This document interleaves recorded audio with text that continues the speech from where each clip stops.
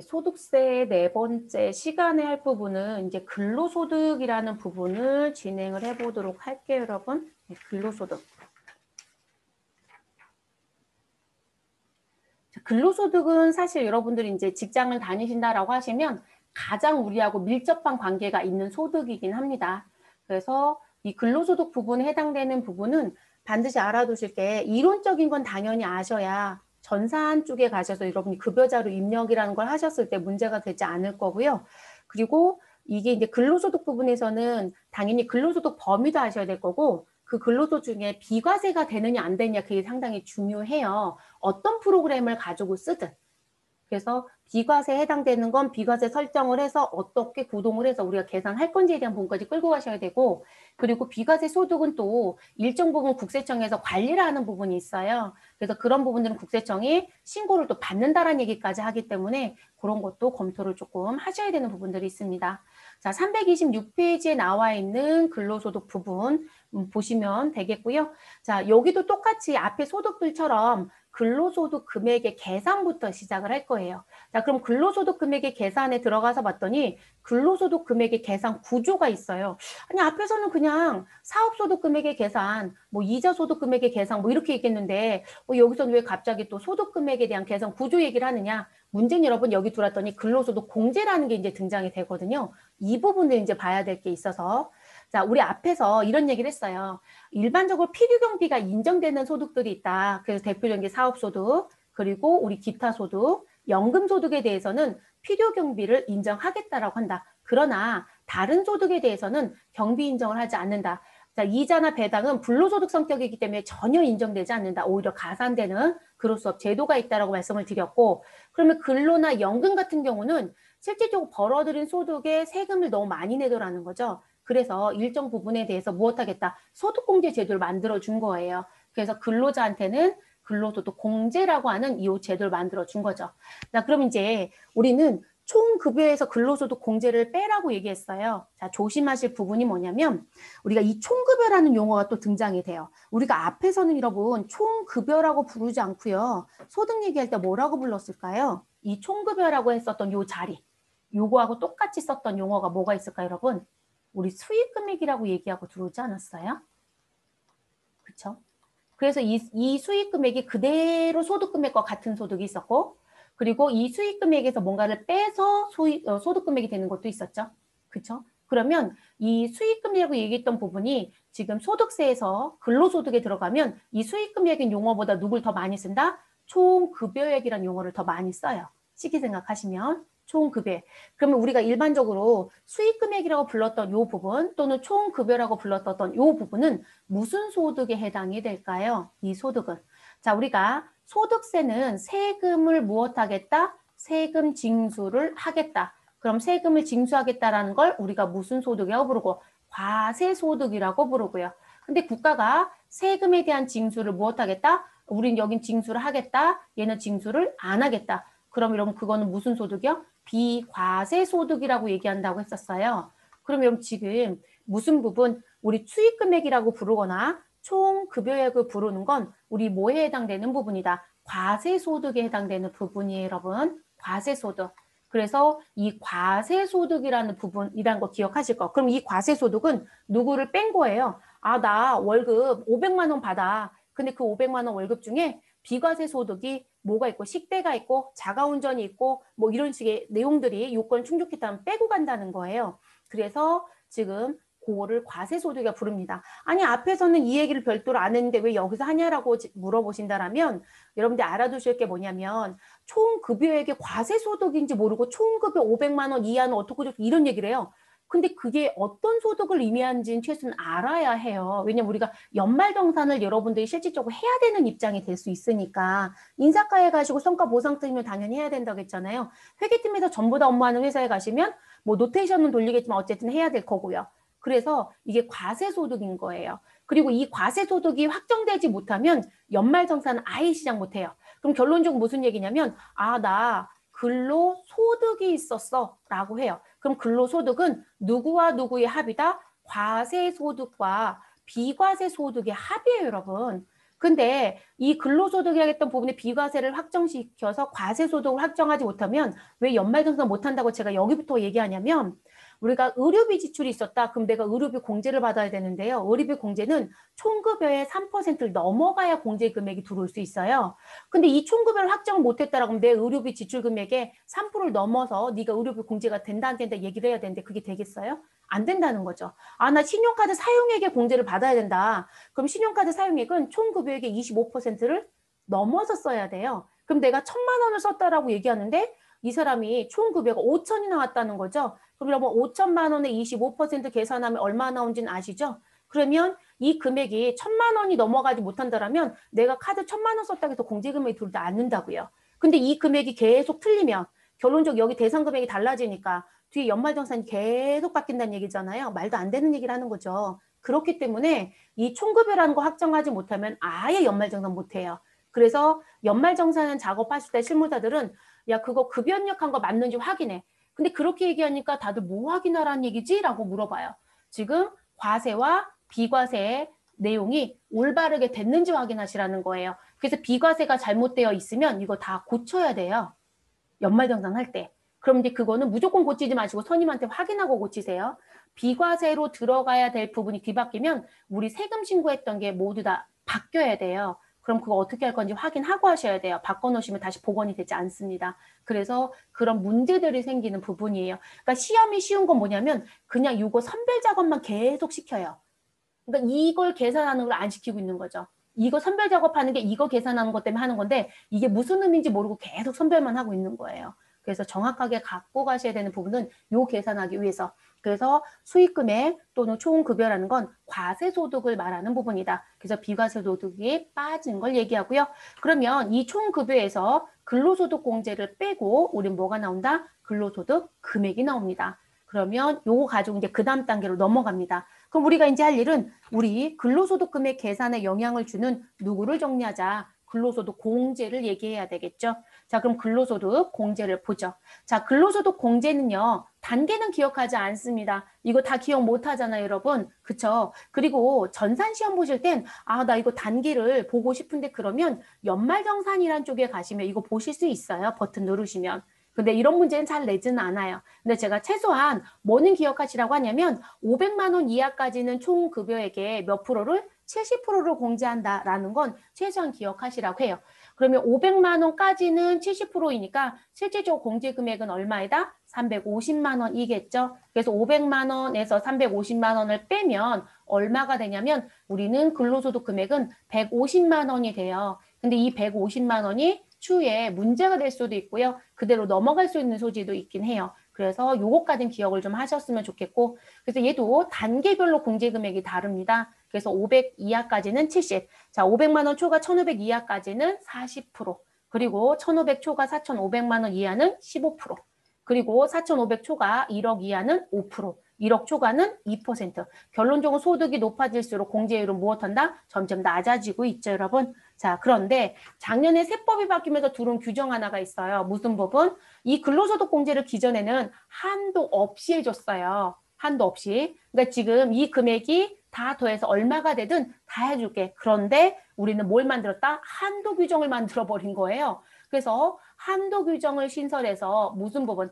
야, 근로소득 공제 금액이 지금 계산을 해봤더니 네가 2,200만 원이 나오면 2,200만 원 다 공제해 준 게 아니라 얼마만 공제해 주겠다? 최대 연 2,200만 원까지밖에 안 해주겠다예요. 그럼 200만 원은 버려지는 거예요.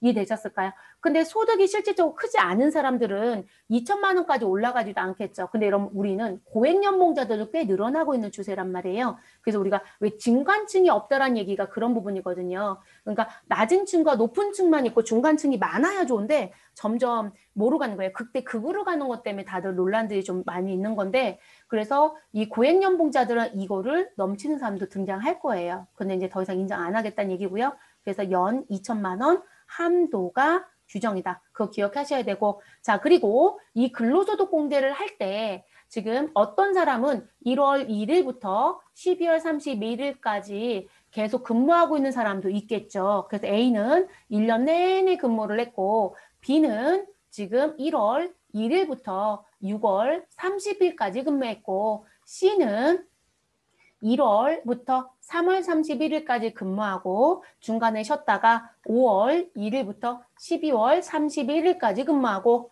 자, D는 앞에는 쭉 쉬다가 이 사람은 10월 1일부터 12월 31일까지 근무했고 그럼 여러분 지금 다 월수가 다르죠? 이 사람은 12달이지만 이 사람은 6달이고 이 사람은 지금 한 달이 빠지니까 11달이고 이 사람은 3달밖에 안 되잖아요. 그쵸? 자, 그러면 이 근로소득공제라는 공제를 적용할 때 월할 공제를 해야 되느냐? 그러니까 결론적으로는 12달 중에 너가 근무한 월수만큼만 공제를 받아라 이런 조항이 있냐는 거예요. 아니요, 없어요, 여러분. 그래서 근속기간 1년 미만이라 하더라도 우리는 월할 공제를 하지 않습니다. 절대 하지 않아요. 그냥 소득이 벌어지면 그 소득에서 그냥 빼는 거예요. 그래서 월할 계산 없고요. 자, 다만 이거는 봐야 되겠죠. 무슨 부분? 자, 지금 종업원이 직장을 다니는데요. 한 직장만 다니는 사람도 있고요. 우리가 왜 투잡한다란 분들이 있어요. 그러면 실질적으로 너가 주 근무지로 보는 데가 어디고 그리고 무슨 부분 따라다니는 근무지가 어딘지를 선택을 근로자가 하는 거예요. 그러면 여러분 주근무지와 무슨 근무지가 있을 것이다? 아, 종근무지가 있대 라고 얘기를 해요. 그러면 이 사람은 지금 투잡한다는 의미로 들어가겠죠? 자, 이런 사람이 있고요. 아, 나는 현재 근무하는 현 근무지가 있고 그런데 이 사람은 아까 제가 한 사람 얘기했을 때 여러분 3월까지 다니고 한 달 쉬고 5월부터 다시 시작해서 12월 31일 현재 근무하고 있다고 했잖아요. 그럼 12월 31일 우리 5월 1일부터 12월 31일 현재 근무하고 있는지 현근무지겠죠? 근데 이 사람은 1월 1일부터 언제까지? 3월 31일까지 근무 사실이 있었잖아요. 그러면 이 사람은 전근무지가 있다고 얘기할 거란 말이에요. 이해됐을까요? 그래서 이 사람은 투잡을 했다라는 얘기가 아니고요. 무슨 부분? 아, 이 사람은 올해 직장이 2군데였구나. 정말 심각하신 분들은 4군데, 5군데인 분들도 있어요. 어찌됐든 그건 개인 사정이니까. 그러면 이런 경우에는 어떻게 계산할 거냐? 그게 2인 이상이란 얘기예요. 그러니까 그렇게 하시면 지금 종과 주 근무지를 무엇해라? 아니 거기 소득을 무엇해라? 합계를 해라. 여기도 똑같겠죠? 그럼 그 합계로 나온 금액을 가지고 근로소득공제 적용하면 된다. 이렇게 얘기합니다. 이해되셨을까요? 그래서 여러분 우리가 이런 얘기를 해요. 지금 무슨 부분 연말정산을 할 때요. 지금 현재 투잡을 한다 그러면 당신이 주근무, 종근무는 그 사람이 결정하는 거예요. 근데 우리 회사를 주근무지로 가겠다라면 그 사람은 또 다른 직장에 가서 연말정산 서류를 반드시 받아와야 돼요. 근데 거기서는 연말정산은 안 해요. 그냥 지금 소득받은 거하고 그냥 정리 끝내버려요. 그러니까 별도의 연말정산 행위를 하지 않고요. 그냥 이 사람 연말정산 끝났어 이렇게 마감 쳐버릴 거예요. 그럼 거기서 그 사람에 대한 근로소득 원천징수 영수증이 나오거든요. 그 서류를 연말정산하는 주근무지에 내주셔야 돼요. 그리고 이제 현근무지에서는 무슨 부분 또 하나 붙일 거냐면 지금 올해 중도에 입사하신 분들 중에 전 근무지가 있으면 반드시 근로소득 원천징수 같이 내세요 이런 표현을 해요. 그래야 뭐가 돼요? 합산을 신고할 수 있겠죠. 이해되셨어요? 그래서 그런 부분들이 등장이 됩니다. 그래서 반드시 알아두실 건 2개 이상의 소득이 2개 이상의 장소에서 소득이 생기면 합계를 내시고 그리고 총 급여액을 계산한 다음 무엇 하시라? 아유 공제 적용하시면 돼요. 됐을까요, 여러분? 그리고 아까 말씀드렸죠? 우리 2천만 원 초과한다라면 우리 전부 다 인정하는 게 아니라 얼마까지만 2천만 원까지만 공제해준다라고 하는 한도 규정이 생겼다라고 말씀드렸던 부분. 그래서 얘는 월할 계산은 하지 않습니다. 시험에서 월할 계산 문제 냈더니 월할 하는 줄 알고 계시더라고요. 안 해요, 여러분. 하지 않습니다. 자, 그 다음 근로소득의 범위. 자, 그럼 제가 아까 여러분 근로소득 범위 들어오기 전에 근로소득은 이렇게 시작했어요. 그럼 여러분은 마음속에 어떻게 생각하시라? 아, 근로소득은 다른 소득도 똑같아요, 여러분. 자, 세금을 내야 되는 소득과 세금을 국가가 포기한 소득이 무엇되어 있다? 합쳐져 있다. 그걸 우리가 일반적으로 땡땡 소득이라고 불러요. 됐을까요? 땡땡 소득이라는 얘기는 사업소득, 기타 소득, 근로소득 이렇게 얘기하겠죠. 근데 근로소득은 비과세가 정말 많아요. 그래서 강조가 좀 되는 거고요. 자, 그래서 2개의 소득을 합쳐진 부분. 그러면 이 근로소득을 보는 부분은 일단 여러분 이 근로소득을 보는 사람은 회사에 종속되어 있을까요? 아니면 별도 우리 소위 말해서 분리돼서 자기가 개별적으로 독립적으로 움직일 수 있을까요? 그럼 근로소득자는 회사에 종속되어 있다고 봐야 되겠죠? 여러분 저는 지금 여러분들한테 수업을 하지만 저는 지금 교육을 진행하고 대행하고 있는 교육기관에 종속되어 있는 사람은 아니에요. 제가 종속되어 있는 사람이면 저는 근로소득자겠죠. 근데 저는 종속되어 있는 게 아니라 독립적으로 움직인 사람이란 말이에요. 그러니까 저는 근로가 아니라 사업으로 분류가 되는 거죠. 다만 여러분들 거 강의 때문에 잠깐 들어왔다. 나는 원래 강의한 사람이 아니다. 그렇더라면 기타로도 갈 수는 있어요. 그래서 강의자가 되게 복잡한 게 뭐냐면 누구는 무슨 소득이라고 얘기하고 근로소득자인데 누구는 무슨 소득이라고 얘기하고 사업소득자인데 누군가는 기타라고도 얘기해요. 근데 그게 다 문제가 있는 게 아니고요. 그 사람의 성격이라든지 어떤 형태로 일어나져 있는지 보셔야 돼요. 그래서 우리는 그 회사에 종속되어 있다라고 얘기하고요. 그리고 회사에 가시면 반드시 사업주와 누구는 근로자는 뭘 쓸 것이다. 근로 계약서를 썼을까요? 안 썼을까요? 썼겠죠. 그래서 근로계약서 작성. 반드시 알아주실 거 근로계약서 작성 안 하시면 요즘엔 다 뭐가 부과되죠? 우리 과태료 다 부과시켜버리죠. 반드시 쓰셔야 돼요. 그것도 남용하신 분도 있더라고요. 종업원이 회사에서 쓰자고 했는데 차일피일 미루다가 그만두면서 나 근로계약서 안 썼다고 가서 신고하신 분들이 계세요. 이게 벌금이 세요, 여러분. 그래서 근로계약서 꼭 쓰세요. 두 부 써서 하나씩 나눠 갖는 거죠. 그래서 그렇게 나오신 부분이고요. 자, 그러면 그 부분에 의해서 나오는 게 근로소득이라는 거예요. 그러면 일단 무슨 글씨가 들어올까요? 내가 뭘 제공하고 근로를 제공하고 노동을 제공하고 그래서 그거를 제공하고 나서 받는 봉급이란 용어로 부르든 급료라고 부르든 보수라고 부르든 임금이라고 부르든 상여라고 부르든 우리는 수당과 이와 유사한 성질의 급여 이렇게 나오죠. 어떤 이름을 쓰든 우린 다 근로소득의 성격을 띄었다라면 이 이름은 필요하다, 이 이름은 중요하다, 안 중요하다? 하나도 중요하지 않다라는 거죠. 네, 이건 하나도 중요하지 않습니다.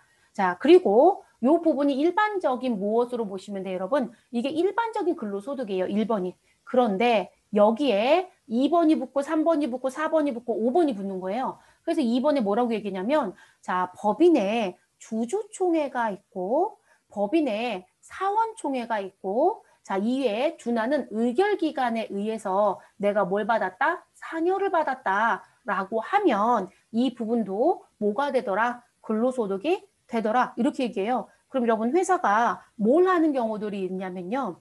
회사가 실질적으로 결산이 끝나면 그 결산 끝난 시점에 우리 결산 보고서를 놓고요. 뭘 할까요? 주주총회든 사원총회든 또 이에 준하는 의결기관이든 또는 우리 단체 교섭에 의해서 나오든 그들이 무슨 부분 아니 우리 벌은 거에 대해서 무엇 해달라 아이 나눠주세요 라는 얘기를 할 수 있겠죠. 회사가 실제로 나눠주기도 하고요. 그럼 그 이익에 대해서 우리는 무엇 주었다 상여를 주었다라는 얘기 하시잖아요. 그렇죠? 또는 성과를 무엇하였다? 우리 배분하였다라는 얘기 하시잖아요. 그런 식의 얘기들을 말하고 싶은 거겠죠. 그래서 이런 부분들 당연히 들어오겠죠, 여러분. 그리고 2번에 있는 부분은 실질적으로 여러분 이거는 정해져 있다라고 보기가 어려울 수도 있어요. 위에 있었던 1번은 우리 회사에 입사하면 무슨 얘기 많이 할까요? 아, 우리 회사는요. 몇 시부터 몇 시까지 출근하시고 몇 시에 퇴근하시고 몇 시에 점심시간이고 친절한 데는 다 알려주죠. 그리고 나서 무슨 부분? 우리는 월급은 며칠 날 주고 언제부터 언제까지 며칠 날 주고 그리고 우리는 2달에 한 번, 3달에 한 번 상여도 있어요. 이렇게 얘기하겠죠. 그럼 이거는 정해져 있는 정규 상여예요. 근데 2번은 정규 상여가 아니에요, 여러분. 그러니까 이런 부분도 들어와야 된다는 얘기 당연히 할 수 있는 거죠. 그래서 이런 얘기도 있고요. 자, 3번째. 우리 앞에서 배당소득 얘기할 때 얘기했던 부분. 무슨 부분이요? 법인세법에 의해서 우리 무엇으로? 상여로 처분된 금액. 그걸 우리가 뭐라고 부르자? 인정상여라고 부르자. 그럼 이 인정상여에 들어오는 사람들은 지금 무슨 부분? 회사의 임직원이 우리 무엇하였다? 회사 돈을 가져다가 썼다. 이 얘기라고 했어요. 그러면 우리 세법에서는 무슨 부분? 야, 네 돈도 아닌데 왜 갖다 썼어? 그러니 회사에 채워넣으라고 할 거라고 했었죠. 근데 그 부분을 무엇으로 상여를 받아간 것처럼 처리할 수도 있거든요. 그래서 나오는 부분들. 그래서 그 얘기가 우리 인정상여이다라고 얘기했습니다. 자, 그리고 이제 4번째 부분. 우리가 여러분 회사에서 근로자한테 우리 급여라는 것도 주지만, 그죠? 근로소득도 주지만 그 근로자가 무엇하게 되면 회사를 퇴사하게 되면 자, 우리나라 법은 퇴사자한테 무엇을 주는 게 원칙으로 되어 있다. 우리 근로기준법에 갔더니 퇴직금을 주는 게 사실은 원칙으로 되어 있어요. 기존에는 영세사업장은 안 줘도 됩니다라는 규정이 있었지만 그거 다 폐지됐어요. 그래서 지금은 모든 사업장은 퇴직금을 줘야 된다. 그런데 이제 순수한 연봉계약서 쓴 데는 퇴직금 안 줄 거예요. 그래서 근로계약서 잘 쓰시고 퇴직금 있는지 꼭 물어보시고, 그리고 제가 항상 면접 보러 갈 때 누누이 얘기하는 게 뭐냐면 공시되어 있는 연봉이 퇴직금 포함인지 퇴직금 별도인지 문구가 없었다 그러면 우리 무엇하게 예의 바르게만 물어보시면 돼요. 불쾌하지 않게만 물어보시면 되니까 그래서 그런 거 물어보셔도 돼요. 인사 쪽에서 미리 얘기하신 분들도 있지만 얘기 안 해주실 수도 있으니까. 그러면 이렇게 퇴직금을 지급해요. 그러면 이 퇴직금은 근로소득이 아니라 무엇으로 가는 게 맞다? 퇴직소득으로 가는 게 맞겠죠. 그죠? 이게 맞아요. 근데 갑자기 4번에 뭐라고 하냐면 퇴직소득이 아닌 걸 얘기하고 싶은 거예요. 그래서 법인세법상 임원 퇴직금 한도 초과라는 게 있더라. 자, 그래서 이 부분은 퇴직은 해서 받은 소득은 많다. 그러면 퇴직소득이에요. 그런데 얘가 어디에 속하지 못한다? 퇴직소득에 속하지 못한대요. 자, 이게 무슨 얘기시냐면 이런 회사에 갔더니요. 제가 오늘 수업하는 과정 중에 제가 DC, DB를 얘기했는데 회사에 가시면 어려울 수 있어요 라고 했던 게 뭐냐면 우리는 다 각계전투로 배웠다. 그래서 회사에서 퇴직금을 준다. 퇴직금의 충당부채가 우선상계라. 자, DC다. 그러면 우리는 불입환금이 다 퇴직급여로 처리해라. DB다. 그러면 자산으로 처리해라. 그리고 그만두면 어떻게 할 건지 뭐 이런 얘기를 했겠죠. 그런데 우리는 회사에서 사내에서 주는 것도 있고 우리 연금에서 주는 두 가지도 같이 섞여 있는 세 개가 다 있는 회사도 있을 수 있을 것이다. 가셔서 이제 검토하셔야 될 거고요. 그런데 여기서 문제가 뭐냐면 자, 이 퇴직금 제도를 들어가서 봤더니요. 임원들한테 지금 원래 법정 퇴직금만 주면 되는데 일반적인 법정 퇴직금은 그거예요, 여러분. 퇴직일이 발생이 되면 그 날짜, 그 사유일이 발생이 되면 그 사유일로부터 역산해서 몇 개월? 3개월의 평균 임금을 계산해서 근속연수를 곱해서 계산하는 게 퇴직금이에요. 그러면 그렇게 계산한 걸 퇴직금을 주면 되는데 그 법정 퇴직금에 우리 회사는 뭘 적용하겠다? 배수를 주겠대요. 그럼 배수는 몇 배를 주겠다 이 얘기예요. 제가 봤던 회사 중에 7배 주는 회사도 있어요. 여러분 근데 이게 종업원한테도 이렇게 줄 것 같으세요? 일반적인 종업원. 그러니까 일반적인 종업원한테 아유 우리 회사 5배를 줄게요. 7배를 줄게 이런 얘기 할까요? 안 해요 여러분. 가보면 되게 재밌는 게 뭐냐면 종업원한테는 그냥 딱 1배수예요. 원래 계산해서 나오는 거. 근데 임원한테는 7배, 5배, 뭐 2배, 3배 이렇게 주는 회사가 있거든요. 그러다 보니까 이게 퇴직소득으로 가는 건 우리 종합과세 안 하잖아요 여러분. 무슨 과세 한다고 배웠어요? 분류과세 한다고 배웠죠. 무슨 부분 때문에? 결집의 효과가 있다라는 부분 때문에. 그럼 이게 하나로 묶이는 문제가 있다라는 거죠. 근데 그것 때문에 그걸 분류과세했고 그거에서 계산한 법도 조금 달라요. 퇴직과 관련된 소득세 계산. 그래서 한동안은 퇴직소득 계산법을 계속 개정했어요. 세금을 다른 거랑 형평성을 맞춰야 돼서. 근데 여전히 어찌됐든 이 부분 누적적으로 쌓였던 금액을 한 번에 받을 때 실질적으로 1년의 평균 임금을 계산해서 계산하는 거기 때문에 세금을 많이 부담한다고 보진 않아요. 근데 이렇게 배수로 받아가면 실질적으로 세금의 징수가 적어지는 효과가 있더라는 거죠. 그래서 국가가 이제 칼을 들었죠. 그리고 임원들만 그러고 있더라. 그래서 무슨 부분? 야 그래? 임원퇴직금 무슨 부분? 규정을 일단 너 만들었지? 네, 우린 규정 있어요. 그래서 규정에 7배로 써놨는데요. 그래, 7배 주는 건 내가 인정할게.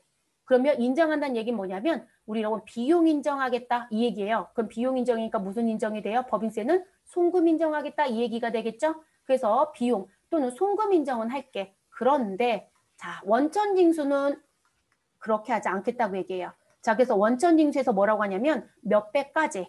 자 지금 현재 무슨 부분까지는 2019년 귀속까지는 몇 배? 3배를 인정합니다. 3배까지는 뭐로 간다? 퇴직으로 신고해. 이렇게 얘기합니다. 근데 2020년도 세법이 바뀌었습니다. 자, 그래서 2020년도 귀속부터는 그러면 2020년도 1월 1일부터 나오는 근속기간이라고 해서 나오는 건 몇 배까지만 퇴직 인정한다? 2배. 그럼 여러분 생각해 볼 게 뭐냐면 회사가 3배수로 취업규칙 만들어 놓은 회사는 어떻게 될까요? 2배까지만 퇴직이에요? 그러면 넘친 거. 그럼 제가 아까 7배 했어요? 그럼 일단 3배, 2배 다 문제가 생기죠? 그러면 3배였을 때는 무슨 부분? 지금 4배에 해당되는 금액이 다 뭐로 들어야 된다? 근로로 들어와야 돼요. 이해되셨어요? 이 4번이 있는 회사들은 반드시 확인 잘 하실 것. 그래서 이 4번에 대한 내용은 지금 회사에서 준 퇴직금이 있을 것이다. 거기서 우리는 한도라는 게 있다. 근데 그 한도가 넘치면 뭐가 된다? 초과라는 게 있다. 이 초과가 무엇으로? 근로소득이야. 근데 이 부분은 모두 다 손계산입니다. 컴퓨터 도움 하나도 못 받습니다. 컴퓨터 쓰셔도. 그래서 여러분 다 손으로 계산하셔서 정리하실 수 있으셔야 되는 부분. 제가 올해는 코로나 때문에 지금 안 들고 있지만 제가 전국 세무특강을 돌아요. 실무자들 세무특강. 근데 올해는 코로나 때문에 아예 집체 교육을 안 하기로 했어요. 그래서 이제 그 세무특강을 돌을 때 부산에 갔었는데 이런 회사가 있긴 했어요. 임원만 배수를 주지 않고요. 종업원한테도 배수 주는 회사가 있긴 했어요. 그래서 그 교육에 오셨을 때 한번 이제 공개적으로 질문을 하셨는데 다들 부러워하셨어요. 와, 저 회사는 종업원도 배수를 준대. 좋죠, 여러분. 원래 계산하는 거에 금액을 준 게 아니라 거기다 1.5배만 줘도 어디예요? 그렇지 않을까요? 그래서 저희가 우스갯소리로 저분 전화번호 다 따시고 공석 나면 다 이직을 하셔라 이렇게 얘기를 했었는데요. 저도 종업원한테 배수 주는 건 부산 가서 처음 봤어요. 아직까지 근무하면서. 임원한테 배수 주는 회사는 정말 많아요. 제가 봤던 회사 중 7배는 도대체 어떤 규정에 의해서 7배를 주니. 근데 이 회사는 정말 심각한 게요. 전관 예우 회사예요. 그러니까 퇴직금이 정말 커요. 네. 그래서 이제 그런 규정 때문에 들어오는 부분. 그래서 나오는 부분이고요. 그리고 이제 5번째 부분. 자, 요 부분은 뭐냐면 요게 키예요. 직무 발명 보상금. 자, 그러면 자, 종업원이라든지 또는 학교에서 근무하는 교직원이 지급받는 직무 발명 보상금에 대한 부분이 근로소득으로 들어와라. 라는 얘기입니다. 다만 요거 구분하실 건 여러분 이 가로 문구 구분하셔야 돼요. 자, 무슨 얘기냐면 내가 지금 현재 근무 중이다. 그러면 근로소득이에요, 여러분. 근로소득. 그런데 내가 회사를 무엇하였다? 퇴직하였다. 라고 얘기합니다. 근데 퇴직 후에도 이거를 받는 경우가 있어요, 여러분. 그래서 퇴직 후에 직무 발명 보상금의 성격으로 내가 돈을 받고 있다. 이게 가능하거든요. 그러면 이 경우는 근로소득을 신고하는 게 아니라 무슨 소득을 신고한다? 기타 소득을 신고하셔야 돼요. 그리고 요거 뒤에 가면 우리가 비과세 한도가 있어요, 얘는. 지금 현재 이거로 주는 것 중에 다 세금을 떼는 게 아니라 비과세 적용을 하거든요. 근데 그 비과세 적용할 때 이 두 금액 합산해서 한도가 들어가야 돼요. 두 금액 합쳐서. 아니 이 두 금액 합쳐서 왜 해요? 라고 하실 수 있는데 아니 제가 2월 달까지는 회사를 다니다가 그 회사를 그만뒀어요. 그럼 3월 달부터 받는 거는 기타가 되잖아요. 그러면 1, 2월 달 건 근로 쪽에서 비과세를 했고 그리고 기타 소득에도 비과세가 있는데 그게 따로따로 가는 한도가 아니라는 거예요. 합산해서 한도까지만 비과세를 빠지고 나머지는 이제 뭐가 된다? 과세로 가는 거거든요. 이 두 개를 합해서 비과세 적용에 한도가 계산이 돼요. 그래서 지금 요 문구도 반드시 조심하실 거. 그래서 근무 중인지 회사를 그만두고 받은 건지 그 구분을 해주셔야 합니다. 그래서 근로소득의 범위는 크게 얘기하면 이렇게 5가지로 구분해서 얘기할 수 있어요. 그래서 나오는 부분들이시고요.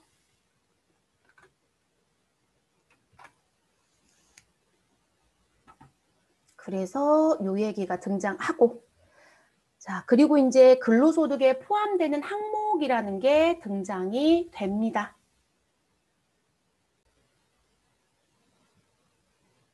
첫 번째로 등장했던 요 부분에 1번에 보시면 자, 우리 아까 근로소득 범위 얘기했을 때 여러분 근로소득은 과세소득과 비과세소득의 합이라고 얘기를 했어요. 그중에 우리가 이제 비과세소득을 뺄 거예요. 근데 우리 교재에 보면 327페이지에 근로소득에 포함되는 항목이라는 게 있고 전 페이지를 다시 또 넘겨볼게요. 여러분도 같이 넘겨보셔도 돼요. 자, 이 근로소득 얘기가 다 끝나고 나서 포함되는 거 얘기가 끝나고 나면 근로소득을 보지 아니하는 소득이라는 게 나와요. 아니 그럼 이 두 가지 다른 점이 뭐냐라는 걸 좀 관점을 갖고 가셔야 되는데 자, 일반적으로 아까 근로소득 범위에 나온 1, 2, 3, 4, 5가 있는데 그 5를 조금 더 세부적으로 얘기를 하면서 아니 그 1, 2, 3, 4, 5 말고도 이런 성격을 갖고 있으면 이건 플러스 근로소득을 봐줘야 돼. 이렇게 얘기하고 싶은 거예요. 그리고 지금 두 번째로는 이 가로에 나온 보지 아니하는 소득이다 라고 하는 이 부분은 아예 급여 명세에도 등장시키지 않아도 되는 거예요. 우리가 회사에서 급여를 주면 기본급의 각종 수당들이 있을 건데 그 지급하는 항목에 근로소득 보지 아니한 항목은 지금 보지 않은 소득은 아예 등장시키지 말아라. 근데 회사에서는 분명히 돈이 나가거든요. 돈이 나가면 그냥 복리후생비 처리해. 이런 얘기가 돼버릴 수 있어요. 그러니까 아예 무엇하지 말아라. 지급 항목에 있으면 안 된다. 그런데 1번에 있는 거 포함하라는 건 내가 회사에서 복리후생비로 처리를 했어도 반드시 지급 항목에 포함 신고를 했어야 된다는 거예요. 그러니까 우리가 일반적으로 오해하는 게 뭐냐면 근로소득 그러면 급여라는 계정 과목을 꼭 써야 된다. 임금이라는 계정 과목을 꼭 써야 된다. 이렇게 얘기를 많이들 생각을 하세요. 근데 세법은 인건비라는 표현을 써요, 여러분. 인건비. 근데 그 인건비는 우리가 주는 임금 또는 급여라는 용어도 있고요. 복리후생비라는 것도 인건비로 포함이 되는 거예요. 그렇기 때문에 계정 과목 이름표가 중요하다고 보지는 않아요. 그래서 계정을 뭐로 처리하든 상관은 없고 그 부분에 지금 포함이라는 건 반드시 지급 항목에 있어야 된다. 근데 포함하지 않는다, 보지 아니한다는 거 지급 항목에 있을 필요가 없다. 이렇게 구분을 조금 하시는 게 좋을 것 같아요. 그래서 나오는 부분이고요. 그러니까 사지선다 문제 낼 때 그 다음 중 근로소득에 포함되는 거 포함되지 않는 얘기를 계속 묻는 거예요. 왜냐면 우리가 요건을 조금 선별할 수 있으셔야 되기 때문에. 그럼 다시 앞으로 백 해주세요. 그러면 1번부터 볼게요. 자, 기밀비라든지 교재비라고 하는 부분, 그리고 여비라는 부분이 있어요. 아니, 기밀비, 교재비, 여비, 그럼 여러분 이거를 오해하지 말아야 될 게 뭐냐면, 자, 회사에서 업무 목적으로 주는 돈 중에 하나가 기밀비와 교재비예요. 내가 거래처 접대를 해야 된대요. 그러면 돈을 받아서 나가서 접대를 해야 되지 않을까요? 내 돈을 할 이유는 없죠. 회사 일을 하고 있는데. 그리고 제가 출장을 갑니다. 그럼 출장을 가실 때 여러분 회사에서 여비 받아가지고 나가시잖아요. 그래서 대부분 무슨 얘기 많이 해요? 내가 지금 여비를 지급하였으나 아직 무슨 부분? 지금 금액을 정리할 수가 없다. 그래서 여러분 제일 많이 쓴 게 뭐예요? 가지급금 또는 전도금 쓸 수도 있어요, 여러분. 전도금. 잘못된 용어 아니에요. 그러면 그렇게 정리했다가 그 여비를 가져갔던 종업원이 돌아오면 정산명세를 내죠. 그리고 그 정산명세 증빙을 쫙 붙여내는 거예요. 그리고 그 증빙이 잘못됐으면 다 지적을 하셔야 되는 거고, 그러면 그렇게 해서 끝낼 거예요. 그리고 내가 돈을 더 줘야 되면 내줄 거고, 돈을 더 내줄 게 아니고 내가 돌려받을 거면 돌려받을 거예요. 그런데 이게 왜 근로소득에 들어오느냐? 그 행위가 이루어지지 않는 거죠. 그게 문제인 거예요. 회사의 경비로 별도 처리할 수 있는 여비교통비였다라면 전혀 문제가 되지 않아요. 근데 그 부분에 못 들어가는 돈들이었다라는 성격들, 그게 문제가 됩니다. 그러면 기밀비나 교재비도 똑같은 얘기겠죠. 그래서 무슨 단서를 붙이냐면, 자, 업무를 위해서 사용된 것이 분명하지 아니한 급이라고 되어 있죠. 그러니까 내가 지금 회사를 위해서 거래처랑 밥 먹고 술 먹고 내가 너한테 증빙 다 줬어. 그러면 문제될 게 있다 없다? 없어요, 여러분. 그리고 여러분 이 기밀비 교재비라고 해서 이 사고 제일 많이 치는 분들이 누굴 것 같아요? 임원이요.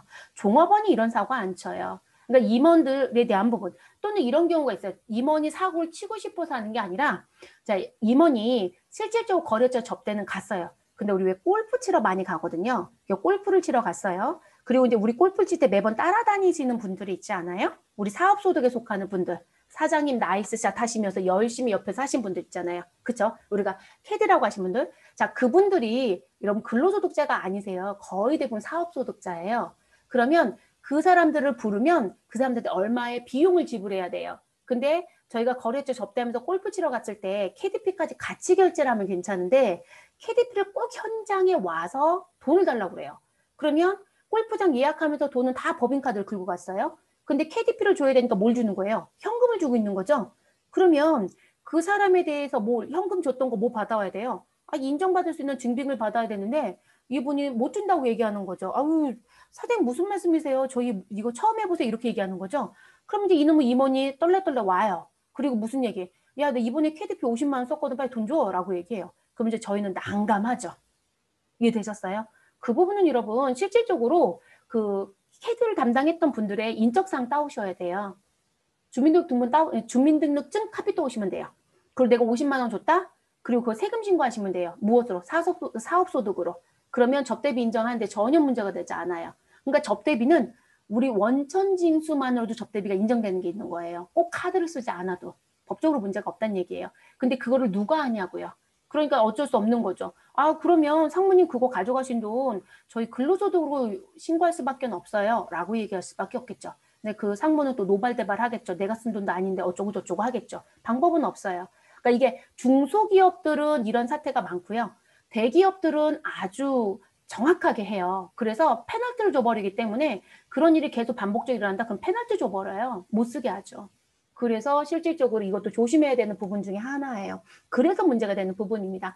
여비도 똑같은 얘기예요, 여러분. 이게 여비교통비를 정산할 수 있다면 전혀 문제가 되지 않습니다. 그래서 뭐 정기적으로 받는 연액 또는 월액의 급여. 그리고 또 이런 회사가 있어요. 그냥 회사 급여 명세에 여비처럼, 그러니까 우리 실질적으로 이제 먼 지역에서 이제 출퇴근하는 종업원들이 있다 보니까 회사가 보조금 지원 목적으로 주는 돈들이 있을 때가 있어요. 그런 건 누가 봐도 다 근로소득 포함이죠. 네. 우리 왜 통신비 지원하는 회사도 있어요. 영업부 지원이 아닌데도. 영업부 직원들은 통신비 지원해 줄 수 있거든요. 근데 영업부 직원이 아닌데도 모든 직원들한테 우리 통신비를 지원한다. 다만 영업부는 조금 더 주고 그렇지 않은 부서는 적게 주고 뭐 회사 업무 때 하니까 뭐 지원하겠다 이런 회사도 있거든요. 근데 그거 증빙으로 정산하지 못한다라고 하면 근로소득에 포함할 수밖에 없겠죠. 그래서 들어오는 부분들이고요.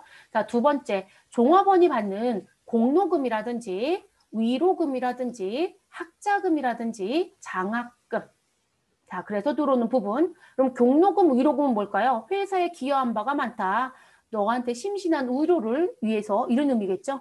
그리고 학자금은 뭘까요? 그럼 제가 직장을 다니면서 회사 업무와 관련된 대학원을 들어갔고 그럼 대학원에 대한 무슨 부분? 우리 교육비를 지원해주고 있다. 그게 학자금이잖아요, 여러분. 그리고 장학금의 목적도 줄 수 있는 거고요. 그러면 이 부분들은 무슨 소득으로 보셔라. 근로소득으로 보는 게 맞다. 또한 우리 종업원에 누가 있을 것이다? 직계 비속. 그럼 직계 비속은 자녀예요.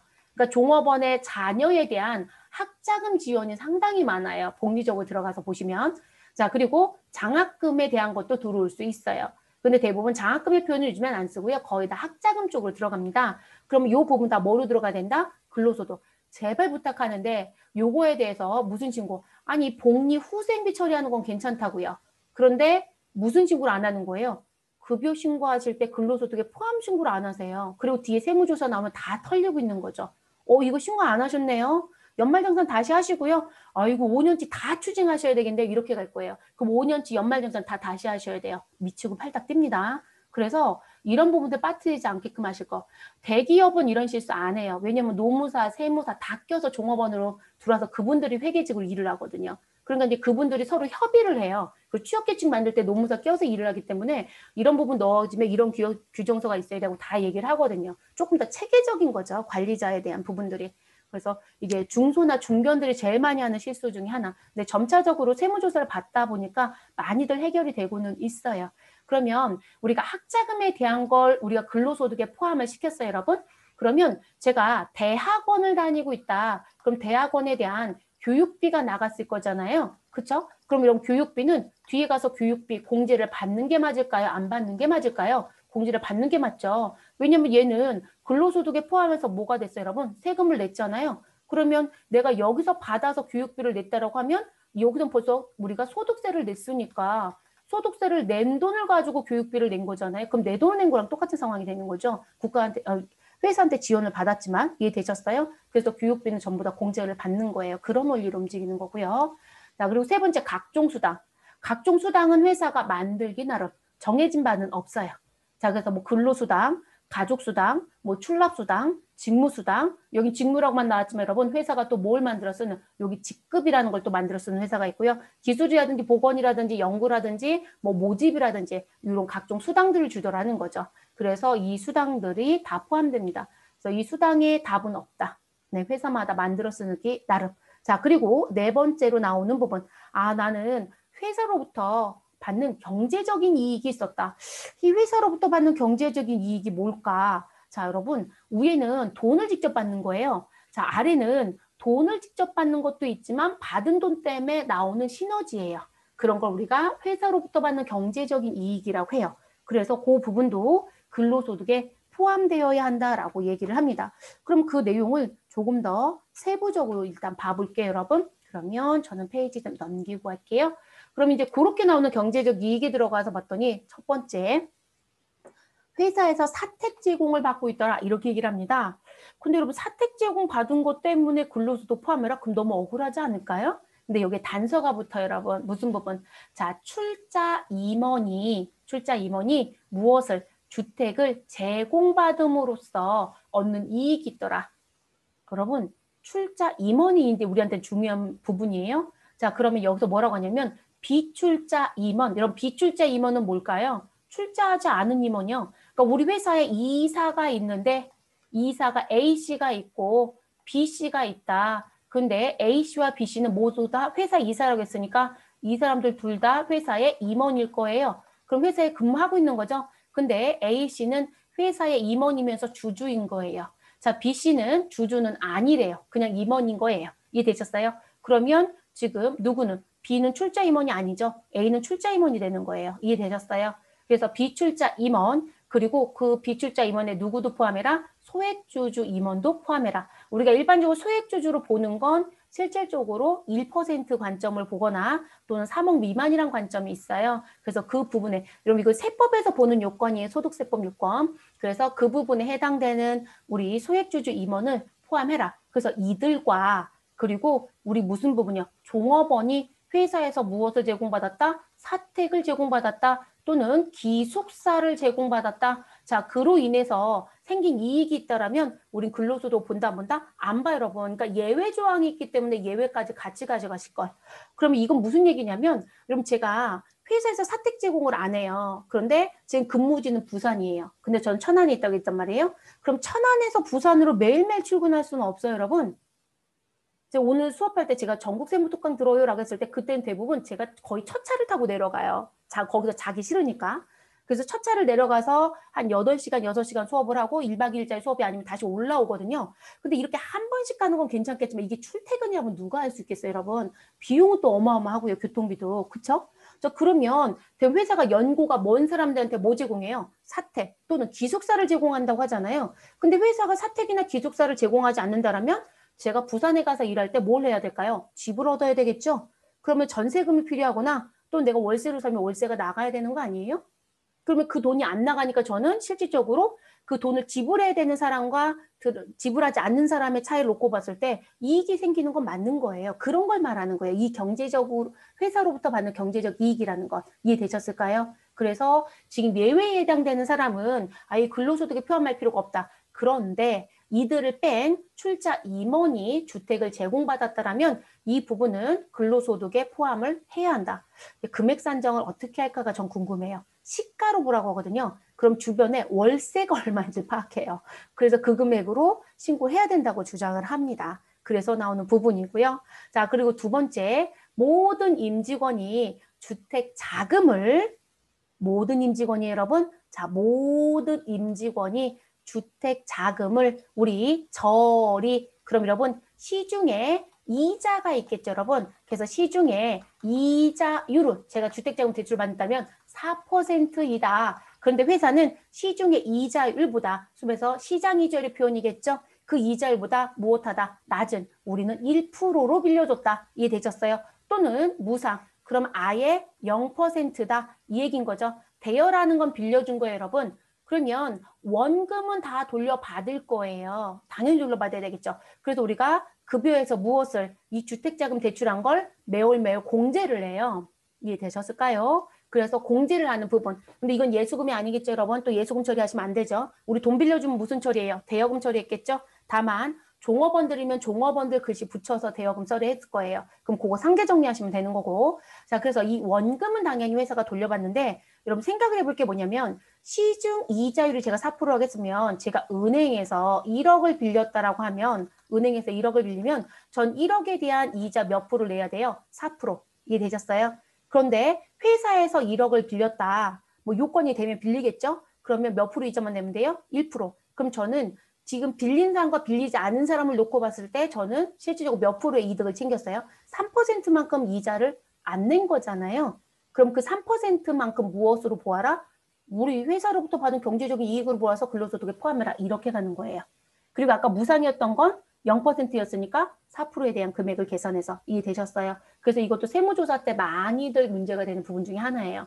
자, 그런데 우리 법이 개정이 되면서 하나 추가됐어요. 뭐가 추가가 됐냐면 자, 지금 모든 임직원이라고 했어요. 모든 임직원한테 주택자금을 너가 절이나 무상으로 빌려주게 되면 그 부분에 대한 거를 우린 근로소득에 포함하라고 했는데 개정이 되면서 누구는 또 빼라? 우리 중소기업의 종업원은 빼래요.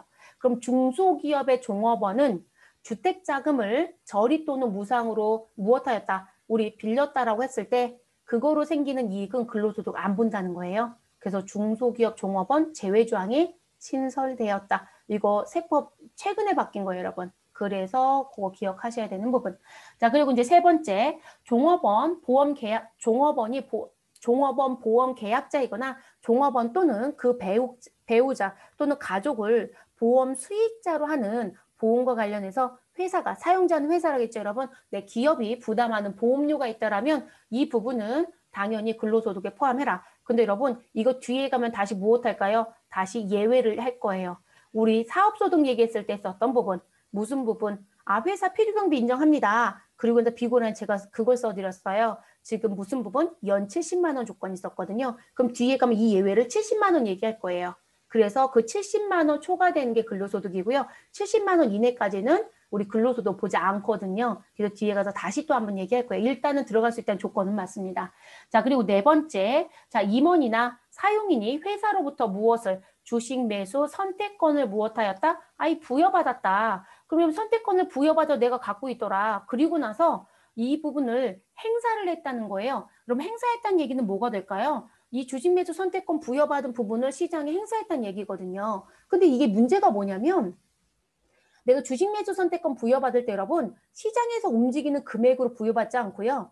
우리 실질적으로 다 지불해도 액면가밖에 지불을 안 해요. 또는 액면가라 하더라도 뭐 지금 회사에서 사주 같은 경우는 일정 부분만큼 이자 보상 부분이 붙거나 뭐 이런 게 붙어요. 그러니까 시장에서 직접 사는 사람들보다 실제로 이득이 생기거든요. 그러면 그렇게 이득적인 부분이 생겼다가 내가 시장에 행사를 해버리면 실질적으로 그때 이제 이득에 대한 게 눈에 보여지는 거죠. 그러면 그 부분에 대해서 무엇 하겠다. 아이고 근로소득으로 세금 징수하겠다. 이렇게 얘기를 합니다. 그래서 주식 매수 선택권을 받아서 가지고 있다가 이를 행사함으로써 얻는 이익이 생기면 우리는 근로소득에 포함해라. 다만 이게 이제 재밌는 건 이거예요. 주식 매수 선택권 행사 시기를 봤더니 무슨 부분? 아, 나 지금 이 회사 직원이에요. 라고 하면 무슨 소득이 되고 근로소득으로 정리가 되고요. 그런데 제가 무슨 부분? 퇴직하기 전에 부여를 받아서 가지고 있다가 퇴직 후에 그럴 수도 있으니까요. 회사를 그만두고 무엇하였다? 행사를 했다. 또는 고용관계 없이 주식 매수 선택권을 부여받아서 행사를 했다. 그럼 그거로 인해서 생기는 이익이 있다라면 그 소득은 또 어디로 분류한다? 기타 소득이요. 그러니까 여기 이게 근로로 가는 것도 있고 기타로 가는 것도 있는 거예요. 그래서 근무 중이면 근로소득, 근무가 아닌 상태이면 기타 소득으로 간다. 뭐 소액주주는 참고사항입니다. 우리가 소득세법상 소액주주로 보는 건 주식 총액 또는 출자 총액의 1% 금액과 액면가의 기준 3억 미만에 대한 금액을 비교해서 작은 금액, 그래서 그 금액 우리 아래쪽에 있는 부분을 소액주주라고 불러요. 그리고 넘어가는 건 대주주가 되겠죠. 그러니까 상장사 생각하면 여러분 우리가 실질적으로 상장사들 주식은 꽤 비싸잖아요. 그렇죠? 그러면 실제 내가 1%의 주식을 갖고 있으려면 얼마를 투입해야 될까요? 상당한 돈이 필요하겠죠. 자, 그래서 그렇게 등장이 되고요. 그 다음에 이제 근로소득으로 보지 아니하는 소득. 자, 그러면 얘는 근로소득을 보지 않는다고 했으니까 제가 아까 분명 말씀드렸어요, 여러분. 우리 지급 항목에도 없어도 된다. 그럼 첫 번째, 사용자가 사용인에게 지급한 경조금 중 사회 통념상 타당하다고 인정되는 금액. 제일 어려운 얘기. 왜 제일 어렵냐면 자, 지금 20만 원을 줘도 50만 원을 줘도 이렇게 할 수 있다는 얘기인데요. 그럼 그 기준을 모르고 할 거냐라는 게 문제가 되잖아요. 그러니까 아예 20만 원까지만 인정할게, 50만 원까지만 인정할게 이렇게 금액을 정해주는 게 오히려 더 편한데 이게 회사마다 규정들이 다르다 보니까 그냥 세법에서는 무슨 부분 끄덕일 수 있는 금액까지라고 하면 인정할게 이렇게 간다는 얘기예요. 그 끄덕일 수 있는 금액을 어떻게 할 거냐는 거죠. 그래서 반드시 이런 부분들은 취업규칙에 반드시 무엇해야 된다? 정해놓으셔야 돼요, 여러분. 그래서 회사 취업규칙에 우리 회사는 누군가 근로자가 결혼을 하면 며칠의 휴가를 주고 얼마의 경조금을 준다. 이런 식의 표현이 붙어 있어야 된다는 거죠. 그리고 왜 종업원들 집에 이제 누가 부고가 생기면 우리 왜 부모님이었을 때 그리고 부모님도 또 다른 게 뭐냐면 본인과 관련된 부모님인지 배우자와 관련된 부모님인지에 따라서 또 조건을 달리하는 회사들도 있어요. 그러면 그 부분과 관련돼서 우리가 경조사비를 얼마를 줄 건지 뭘 보낼 건지 막 이런 거 얘기한단 말이에요. 그럼 그 규칙에 맞춰서만 움직였다라고 하면 사회 통념상 타당성으로 대부분 인정이 돼요. 그리고 대부분 이 경조금이 자기 급여를 넘어서지는 않아요. 자기가 받는 급여를 넘어서지는 않기 때문에 그래서 그런 부분에 대한 내용으로 이해합니다. 그래서 끄덕일 수 있는 금액 이렇게 얘기하고요. 자, 그리고 앞에서 근로소득에 포함해야 합니다. 라고 했던 보험 얘기가 나왔잖아요. 바로 나오죠, 여러분. 근로소득 무엇하는 거? 보지 마세요라는 부분에 연 70만 원 이하. 그래서 연 70만 원 이하의 단체 순수 보장성 보험, 단체 환급부 보장성 보험에 대한 보험료나 임직원의 고의 외에, 이런 고의라는 건 일부러 한다는 얘기잖아요. 그러니까 지금 업무를 하다가 보면 불가피하게 이런 얘기겠죠. 그래서 고의가 아니라고 했으니까. 그래서 고의 외에 업무상 행위로 인한 손해배상 청구와 관련된 보험료의 지급 사유로 임직원을 피보험자라는 보험 가입을 했더라. 그러면 그 보험료는 연 70만 원 이하까지는 근로소득 보지 않는다는 거죠. 근데 이게 넘어가면 이제 근로소득이 되는 거고요. 자, 그리고 세 번째, 퇴직급여로 지급하기 위해서 적립되는 급여. 그러면 이런 퇴직금을 주기 위해서 적립하는데 이게 근로소득에 들어오면 돼요? 안 되겠죠, 여러분? 이 부분은 당연히 뭐로 가야 돼요? 뒤에 퇴직금 지급할 때 그쪽에서 정리가 돼줘야 되는 거겠죠. 그래서 나오는 부분이고요. 그리고 우리 퇴직 의료금이라는 거하고 퇴직 공로금이라는 게 있어요. 그럼 이건 무슨 얘기냐면 우리 이제 경기가 어려워지면 무슨 얘기들 많이 하시는 명예퇴직 신청하세요 얘기 진짜 많이 하거든요. 네, 명예퇴직. 그럼 이런 명예퇴직 신청할 때 이게 조기퇴직이란 말이에요. 그러면 이 조기퇴직이나 명예퇴직이 이루어진 과정 중에 이들이 회사에 기여한 바가 많으면 위로금이나 공로금을 지급하는 규정을 만들어 놓은 회사들이 있어요. 그럼 그 위로금이나 공로금은 지금 근로로 들어오지 않고요. 당연퇴직 소득으로 정리가 됐어요. 과거에는 이게 퇴직 소득이 아니라 너가 규정이 있어 없어? 너 규정 없네 줬어? 그러면 이건 다 근로로 볼 거야 이렇게 얘기했었거든요. 근데 세무조사가 나가는 과정 중에 이 규정 없이 줬던 공로금이나 위로금들이 계속 적발이 돼요. 근데 내용 설명을 듣고 서류를 따져보면 얘네가 규정을 안 만들어놨던 게 문제인 거지 누가 봐도 이게 명예퇴직이나 조기퇴직 때문에 줄 수밖에 없었던 돈들인 거예요. 그러다 보니까 이제 세법을 아예 바꿔버렸어요. 국세청이 신경을 써준 거죠. 그래서 규정이 있든 없든 위로금이나 공로금의 성격이 된다라면 이건 무조건 퇴직소득을 정리해주겠다. 그래도 우리는 뭘 만든 게 편하다? 규정을 만든 게 제일 깔끔해요, 여러분. 네. 그래서 그 부분에 대한 부분들. 자, 그리고 이제 네 번째, 이런 거 이거 개정된 세법입니다라고 해서 따끈따끈한 세법 조심하시라고 했던 거. 자, 무슨 부분이시냐면 우리 앞에서 주택 얘기 아까 했었잖아요. 근데 그 얘기입니다. 그래서 중소기업의 종업원이 무엇을 주택에 대한 부분을 구입하거나 또는 여러분 빌린다는 얘기가 돌 수도 있죠. 그래서 임차와 관련된 자금을 우리 회사에서 무엇했다라면 대여받았다라면 그로 인해서 무엇이 생길 수 있더라. 이익이 생길 수 있더라. 우리는 저리로 빌릴 수도 있고 무상으로도 빌릴 수 있으니 시중에서 움직이는 시장 이자율보다 적게 내거나 또는 아예 안 줄 수도 있잖아요. 자, 그 부분에 대한 건 근로소득 본다 안 본다? 안 본다. 그래서 4번이 2020년 개정세법에 의해서 추가된 사항이에요. 그래서 이 부분이 또 들어왔습니다. 근데 이게 추가된 지 얼마 안 된 사항들은 연초에는 잘 안 내요, 여러분. 근데 이제 연말부터 넘어가면서 내거든요. 그래서 여러분 시험 보는 시점으로는 이제 1년 정도가 됐기 때문에 낼 수 있는 소지가 좀 많아진 거죠. 왜냐면 기존엔 누구를 제일 많이 했었냐면 이걸 제일 많이 냈어요, 여러분. 문제를 읽다 보면 이 얘기가 제일 많았어요. 근데 지금은 이제 이 부분 내시는 거 당연히 추가할 거예요. 그래서 이런 부분들이 또 생겼다라는 거. 자, 그러면 이렇게 정리를 해주시면 되고, 그럼 여러분 지금 근로소득 범위 얘기해서 과세, 비과세 들어올 수 있는 거 다 얘기했고, 거기다 추가할 수 있는 얘기까지 다 했어요. 그럼 이제 그 다음에 할 일은 뭘까요? 그러면 그 근로소득 중에 누구를 빼라? 우리 총급여를 계산하려면 비과세 소득을 빼라겠잖아요. 그럼 비과세 소득에 대한 얘기를 해줘야 되겠죠. 그래서 비과세 소득에 대한 범위가 등장이 됩니다. 그럼 비과세 근로소득의 범위를 들어가서 봤더니 제일 먼저 얘기하는 게 실비 변상적 성질의 급여라는 표현을 씁니다. 여러분 실비 변상적이란 표현이에요. 그럼 무슨 얘기가 되냐면 내가 쓴 것만큼에 대해서 주는 급여라는 표현이에요. 또는 쓴 것만큼 줬다 그러면 돈이겠죠, 여러분. 그렇죠? 근데 내가 원래 안 해도 되는데 내 거를 회사 업무에 썼다. 그럼 그 쓴 것만큼 회사한테 뭐 받아야 돼요? 보상이라는 걸 받아야 되지 않을까요? 그래서 나오는 부분들. 그래서 이 지금 실비 변상적인 부분에 속하는 항목에 있는 부분은 실제 내가 안 해도 되는 사항일 수도 있거든요. 또는 내가 업무를 하는 부분 때문에 어쩔 수 없이 나오는 부분들. 그래서 우리가 보상받는 부분에 대한 내용들. 그럼 첫 번째 얘기는 일직과 숙직과 엽이라는 얘기가 들어요. 그럼 내가 일직을 쓰거나 숙직을 쓴다. 이거를 대부분들 업무자들 뭐라고 얘기냐면 야 당직 써야 돼 라는 얘기를 해요. 그래서 회사가 뭘 주더라? 당직 수당을 준다고 얘기하거든요. 그러면 이 부분이 일직과 숙직이에요. 근데 일직과 숙직에 대해서 당직 수당 주실 때 조심하실 건 뭐냐면 반드시 회사에서는 일직계, 숙직계라고 하는 이 당직계에 대한 서류가 있어야 돼요. 이 서류가 없으면 세무조사 때 난리 납니다. 왜냐면 이거 이민을 줄 수도 있잖아요. 그래서 반드시 관리하실 것. 그러니까 우리가 출퇴근에 대한 걸 카드키로 실질적으로 인식하게 되면 이거는 기록이 다 남으니까 그거로 가늠하셔도 돼요. 그런 게 없다라면 별도의 서류를 만들어서 보관하시는 게 좋습니다. 그래서 이제 그런 부분들. 그러면 원래 여러분 회사 출근할 때, 아유, 우리 회사는 아침 9시까지 출근하시고요. 저녁 6시까지 근무입니다. 그러면 근로기준법상 법정 근로시간은 8시간이라고 했는데 왜 9시간이 나오나요? 그래서 물어봤더니 1시간은 무슨 시간이다? 아이고 점심시간입니다. 우리 인사 얘기했을 때 여러분 3시간마다 무슨 부분 30분의 휴게시간 주라고 했잖아요. 근데 우리 일반적인 사무직은 이 점심시간 1시간을 그렇게 해서 정리해서 끝내버리거든요. 현장 근무제가 조금 다르게 움직이죠.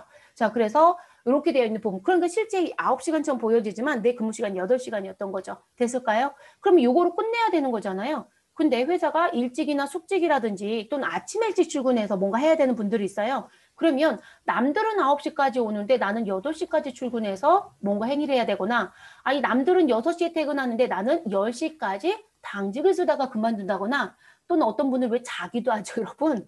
자 그러면 원래 했던 법정 근무 시간보다 초과되는 근무 시간이 있으니까 그것만큼 보상이 붙어야 되지 않아요? 그게 당직인 거예요. 그리고 원래 내 근무는 이때잖아요.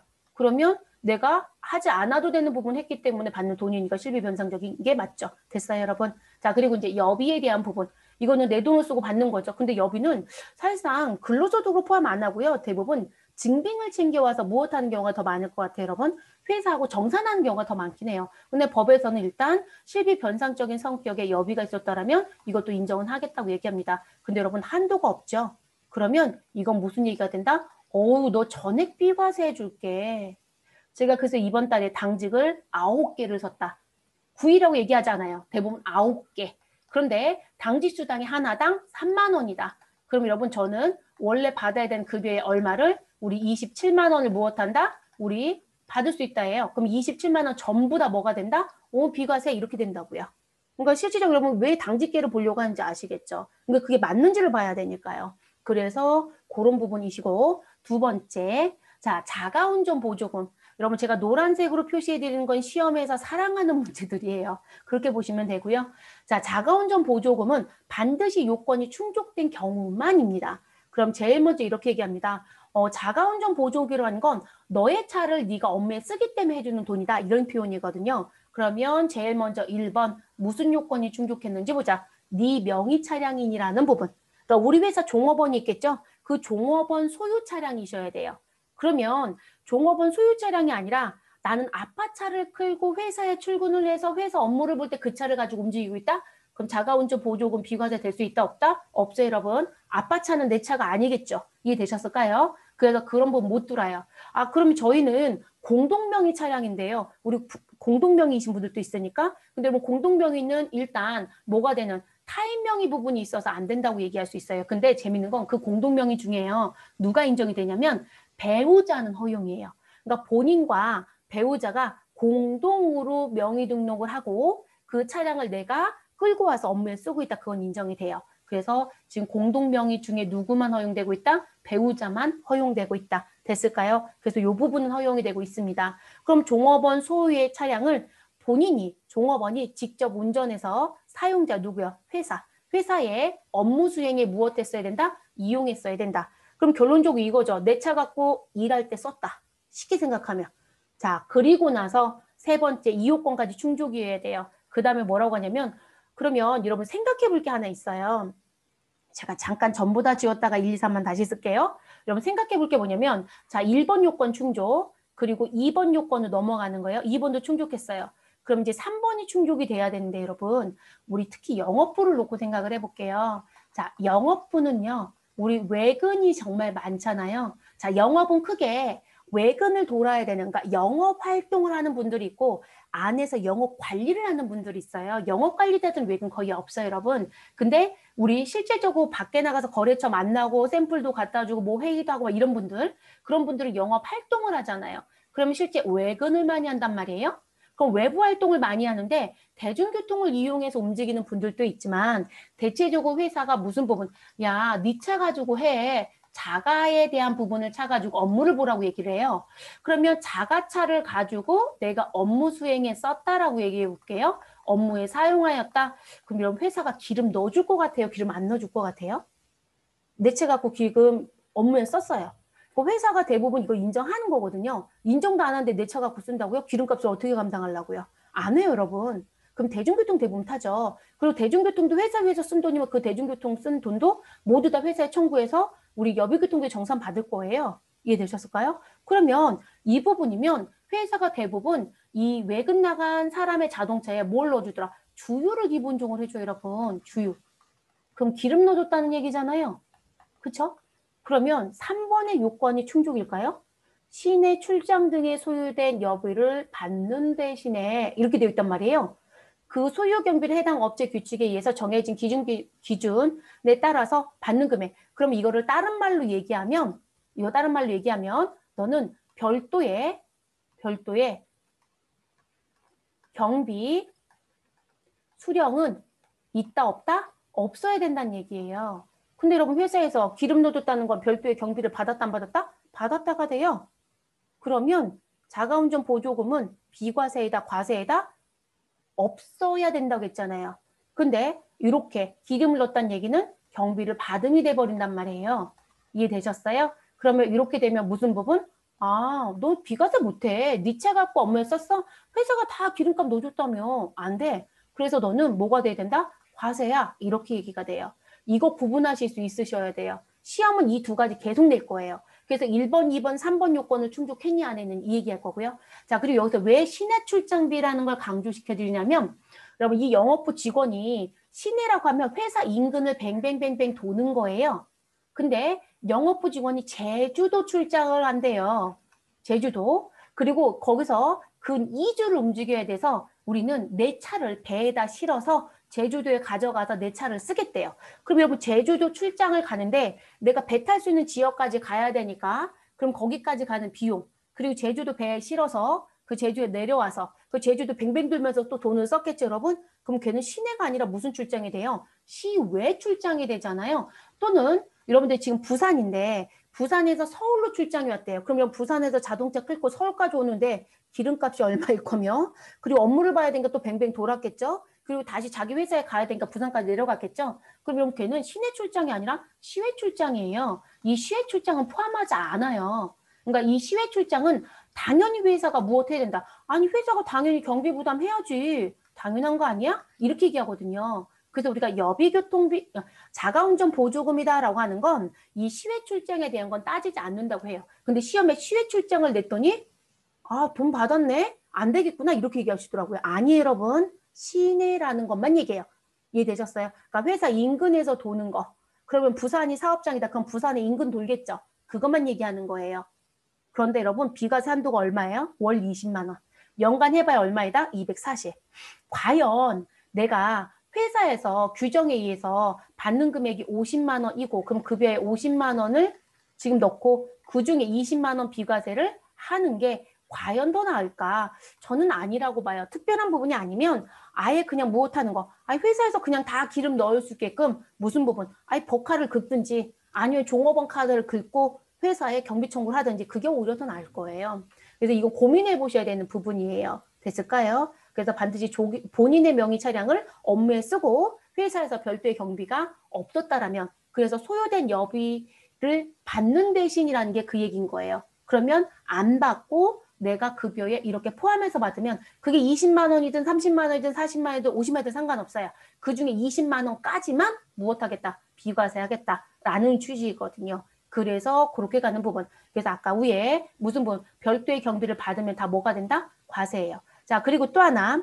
여러분 실수하지 말아야 될 게 이건 이제 업무적인 것 때문에 말씀을 드려요. 저 회사에 출근을 했어요. 근데 요즘엔 회사를 가실 때 여러분 연역이 오래된 회사도 있지만 스타트업 회사들도 많아요. 그리고 스타트업 회사들도 강소기업들은 괜찮아요, 여러분. 근데 스타트업 회사에 갔더니 회사가 이제 설립된 지 얼마 안 됐고 근데 회사는 점차적으로 뭐 커가고 있고 그래서 그런 회사에 입사해서 여러분이 회계직으로 앉아있고 인사도 하셔야 된대요.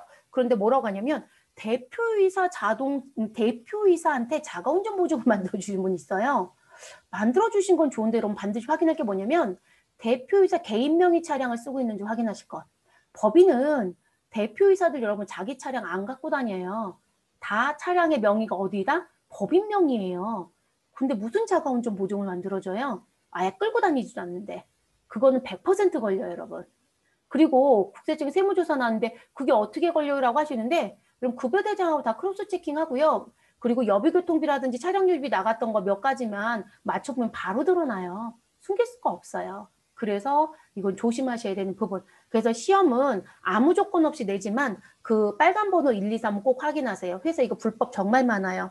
제가 봤던 회사는 운전면허증도 없어요. 운전면허증도 없는데 자기 소유 차량이 생길 수가 있어요? 근데 비과세를 죄다 적용을 해놓은 회사가 있더라고요. 수습을 어떻게 할지 저는 궁금하긴 했어요. 수습이 안 돼요, 여러분. 그러니까 20만 원 비과세 적용하겠다가 뒤에 가서 진짜 큰 사태가 벌어져요. 그래서 세무조사 때 뭐 안이 적발되는 것 중에 하나. 그래서 시험은 미친 듯이 출제합니다. 꼭 기억해 주시고. 자, 그리고 이제 세 번째, 선원이 받는 승선수당, 경찰 공무원이 받는 함정 근무수당, 항공수당, 소방공무원이 받는 함정 근무수당, 항공수당, 화재 진압수당. 자, 요런 부분들도 무슨 부분? 월 20만 원까지 비과세 해주겠다. 더 많이 해줘야 되지 않을까요? 그쵸? 우리 소방공무원의 그쪽들은 위험수당에 대한 비과세를 조금 더 많이 한도를 늘려줘야 되는 게 맞지 않을까 싶은데 현재까지는 아무튼 비과세 한도는 이렇습니다. 그러면 그 부분은 그렇게 알아두시고 그 다음 네 번째. 자, 연구 보조비 또는 연구활동비라는 표현을 쓰는데 여러분, 자, 요거는 무슨 얘기시냐면 우리가 중소기업이라든지 또는 벤처기업에 갔더니 무슨 부분들이 있더라. 연구소가 있다 이렇게 표현을 해요, 여러분. 연구소 또는 부설연구소가 있다 이런 표현 쓰거든요. 그러면 지금 연구소나 부설 연구소에 근무하는 종업원이 있을 거예요. 그쵸? 그리고 대부분 이 연구소에 근무하는 분들은 이제 대부분들이 연구원으로 근무한다라고 하면 회사가 고용할 때 석사나 박사 졸업자들 많이 뽑기는 해요. 근데 이런 연구원도 있고요. 그 연구원이랑 같이 일하는 누가 있을 것이다. 여기서 여러분 서류 작성도 해야 되고 뭔가 정리해야 되는 직원들이 필요해요. 근데 그분들은 대부분 전문학사나 학사 출신들을 많이들 뽑기는 해요. 그런데 이분들이 연구소 소속으로 일하고 있는 거죠. 이해되셨을까요? 그래서 기업 부설 연구소 또는 연구개발 전담 부서. 자, 그래서 이쪽에서 일하는 부분에 해당되는 종업원이었다라면 무엇하겠다. 연구 보조비라든지 연구 활동비 목적으로 주는 돈에 대해선 월 얼마 20만 원의 비과세를 적용해 주겠다라고 합니다. 이 부분은 AT라는 자격증에서 한동안 많이 냈었고요. 근데 요즘에는 AT 쪽에서 낸 것뿐만이 아니라 어디에서도 자꾸 내려고 하냐면 전산 쪽에서도 이제 내고 싶은가 봐요. 그래서 살짝살짝 등장을 시키고는 있습니다. 그래서 요 부분들 등장할 수 있고요. 근데 이제 부탁드릴 부분은 뭐냐면 우리가 이제 이게 국가에서 이제 비과세를 적용해 준 부분이다 보니까 비과세 코드가 정해져 있어요. 그래서 그 비과세 코드를 넣을 때 지금 이게 학교도 들어가요. 여러분 요렇게만 써드렸지만 이 연구 보조수당 또는 연구 활동비 또는 연구수당이라고 쓰는 이 부분이 학교도 들어올 수 있어요. 여러분 학교가 왜 들어오냐고 하시는데 우리 소위 말해서 교직원들이 수업을 하려면 책을 사봐야 되죠. 그러니까 수업을 연구하라고 얘기하잖아요. 그러면 그런 부분 때문에 주는 돈이에요. 쉽게 생각하시면. 그러면 우리가 이 연구소에서 일하고 있는 연구원들은 연구와 관련된 책도 사보고 이런 거 많이 하거든요. 그래서 주는 부분이거든요. 그러면 학교도 들어올 수 있는데 학교에 비과세로 적용되는 코드와 그리고 일반적인 어디요? 기업에 적용되는 코드가 같냐라는 문제가 생기거든요. 이 두 개가 같지 않아요, 여러분. 그래서 반드시 확인할 때 학교이면 지금 우리가 H06을 써야 되는지 기업이면 H09를 써야 되는지 이건 외우지 마세요, 여러분. 그래서 H06부터 H09 뭐 이런 식의 구간이 있어요. 그걸 넣으실 때 반드시 해당되는 코드 쓰셔야 돼요. 그 코드 잘못 쓰시면 문제돼요, 여러분. 그리고 이 연구수당은 누구한테 연구수당을 줬는지 국가가 보려고 합니다. 그렇기 때문에 이 부분의 코드가 또 문제가 되죠. 이건 실기할 때 한 번 더 보여드릴게요. 그래서 코드 선택을 조심하셔라. 자, 그리고 방송이라든지 뉴스 통신, 신문사 등이 등에 기자가 있겠죠, 여러분. 그럼 기자는 취재하려고 발로 뛰겠죠. 네, 그러면 그때 취재수당이라는 걸 회사가 줄 수 있는데 월 얼마까지? 20만 원까지 비과세를 해주겠다. 그리고 이 취재수당엔 여러분 인터넷 기자까지 모두 다 포함이 됐어요. 네, 인터넷 기자까지 다 들어왔고요. 그리고 6번은 일반 기업에서 볼 수는 없고요. 이건 대부분 공무원들이 볼 수 있는 부분이다 이렇게 보시면 될 것 같아요. 공무원. 자, 근로자가 벽지에 근무함으로써 받는 벽지수당. 근데 여러분 이 벽지라는 게 오지예요. 그래서 국가가 정해져 있는 지역이 있어요. 여기를 오지로 보겠다. 그럼 거기서 근무하다 보니까 무슨 분 밖으로 나가지도 못하고 외롭기도 하고 그것 때문에 주는 수당이에요, 여러분. 섬마을 선생님 이렇게 생각하시면 돼요. 그럼 섬마을은 일반적인 지역보다 조금 뭐예요, 여러분? 열악하죠. 네. 그래서 그런 식의 성격의 의미로 주는 수당이기 때문에 일반 기업은 거의 해당이 안 되고요. 공무원들의 성격이 거의 대부분 해당이 됩니다. 자, 이게 실비 변상적에 대한 부분 중에 내용이고요. 자, 그 다음에 이제 7번째 내용. 자, 중소기업. 아이고, 여러분 제가 화면 안 넘겼어요. 자, 7번째 내용. 자, 국가 또는 지방자치단체가 지급하는 교육교사의 처우 개선을 위해서 지급하는 근무 환경 개선비. 여러분 어디 생각하면 제일 쉬워요? 유치원, 어린이집. 그래서 국가가 처우 개선비로 돈을 줘요. 그럼 원장들이 이 돈 받아서 월급에 포함시켜서 줘요.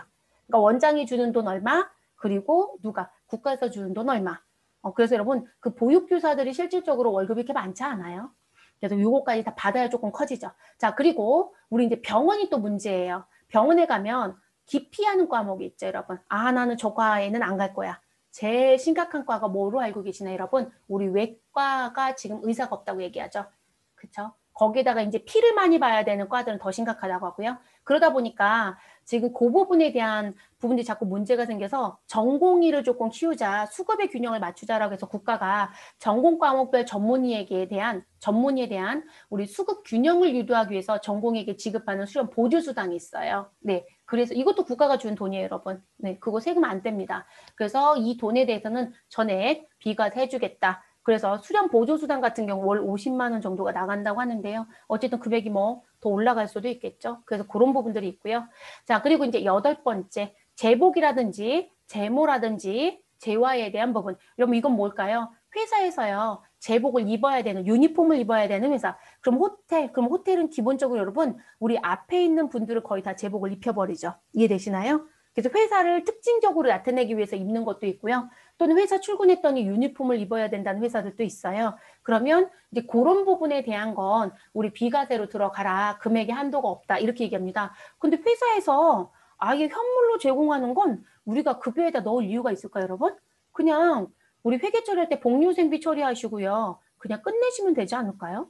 비과세로 꼭 넣으실 필요는 없어요.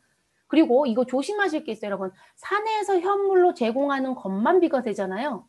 그쵸? 근데 이거 자꾸 급여 명세에 무슨 뭐 제복비 그래놓고 50만 원 비과세를 만들고 계세요. 그거 적발됩니다. 세무조사 나오면 다 적발될 거예요. 그러니까 세금에 대한 부담이 커지니까 말도 안 되는 비과세를 만드는 데들이 있어요. 불법이에요, 여러분. 그리고 이 제복이라든지 제모, 재화는 실제 뭐도 하면 안 된다고 하냐면 밖에 입고 다닐 수 없는 옷이란 표현도 써요. 근데 우리 보면 입고 다니는 분들도 있긴 해요. 그렇지 않나요? 우리 왜 그 항공 쪽에 일하시는 분들 가서 옷 갈아입기 싫으니까 무엇해요? 우리 버스 탈 때부터 무엇하는 누가 봐도 아시아나 직원이구나, 누가 봐도 대한항공 직원인가 알 수 있는 그런 옷을 입고 타기도 하잖아요. 그렇죠? 그러니까 아예 집에서부터 입고 나오는 거죠. 근데 그걸 일상복 입지는 않잖아요. 출근하려고 입는 거였죠. 그래서 실제 일상복처럼 입을 수도 없다라는 규정까지 있는 게 이 규정이에요. 자, 그리고 이제 수도권 이외의 지역으로 이전하는 공공기관 소속 공무원 또는 직원에게 한시적으로 지급하는 이전지원금.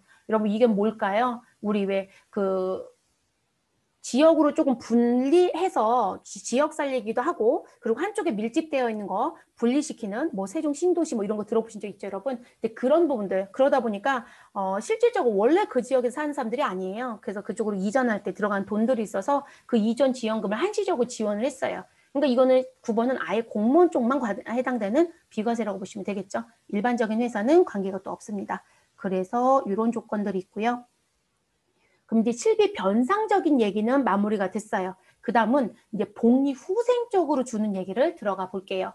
자, 복리후생적으로 주는 부분에 가장 대표적인 게 누구이다? 우리요, 식사 때요. 또는 식사. 그래서 근로자가 제공받는 식사라고 하는 부분. 그럼 식사는 무슨 의미이다? 회사가 밥 사주는 거예요. 그렇게 생각하시면 돼요. 그러면 회사가 밥을 사줬다. 그럼 회사가 밥을 사줄 때 여러분, 아, 우리는 구내식당이 있어요. 그럼 구내식당에서 밥을 제공하거나 또는 우리는 밖에 나가서 무엇하고 있다? 밥을 먹고 있다. 외부에서 여러분 외부 식당을 이용할 수도 있겠죠. 근데 구내식당이든 외부 식당이든 이 부분에 들어가는 돈은 다 누가 지급할까요? 회사가 지급한다는 얘기인 거예요. 그게 식사를 제공받았다는 얘기겠죠. 그래서 이 부분에 대해서는 못해라. 아유, 무조건 비과세입니다. 10,000원짜리 밥을 먹든 7,000원짜리 밥을 먹든 15,000원짜리 밥을 먹든 어찌됐든 전액 무엇하겠다? 비과세하겠다. 회사는 이거 무슨 처리할까요? 차변에 복리, 후생비 처리하겠죠, 여러분. 그렇죠? 그래서 복리, 후생비 처리하고 끝낼 거예요. 증빙받고. 그렇게 해서 끝내버릴 거고요. 이거 급여에 아예 입력 안 해요, 여러분. 누가 입력하겠어요? 그래서 안 하는 부분. 자, 근데 이제 두 번째가 급여 자료 입력하는 자료예요. 그럼 무슨 얘기냐면, 아, 나는 회사에서 뭘 받는다? 여러분, 얘는 현물의 의미잖아요. 식사는. 근데 나는 현금을 받는다 이 얘기가 되는 거예요. 식사 때를 받았다. 아, 나 돈 받았어. 이 얘기예요.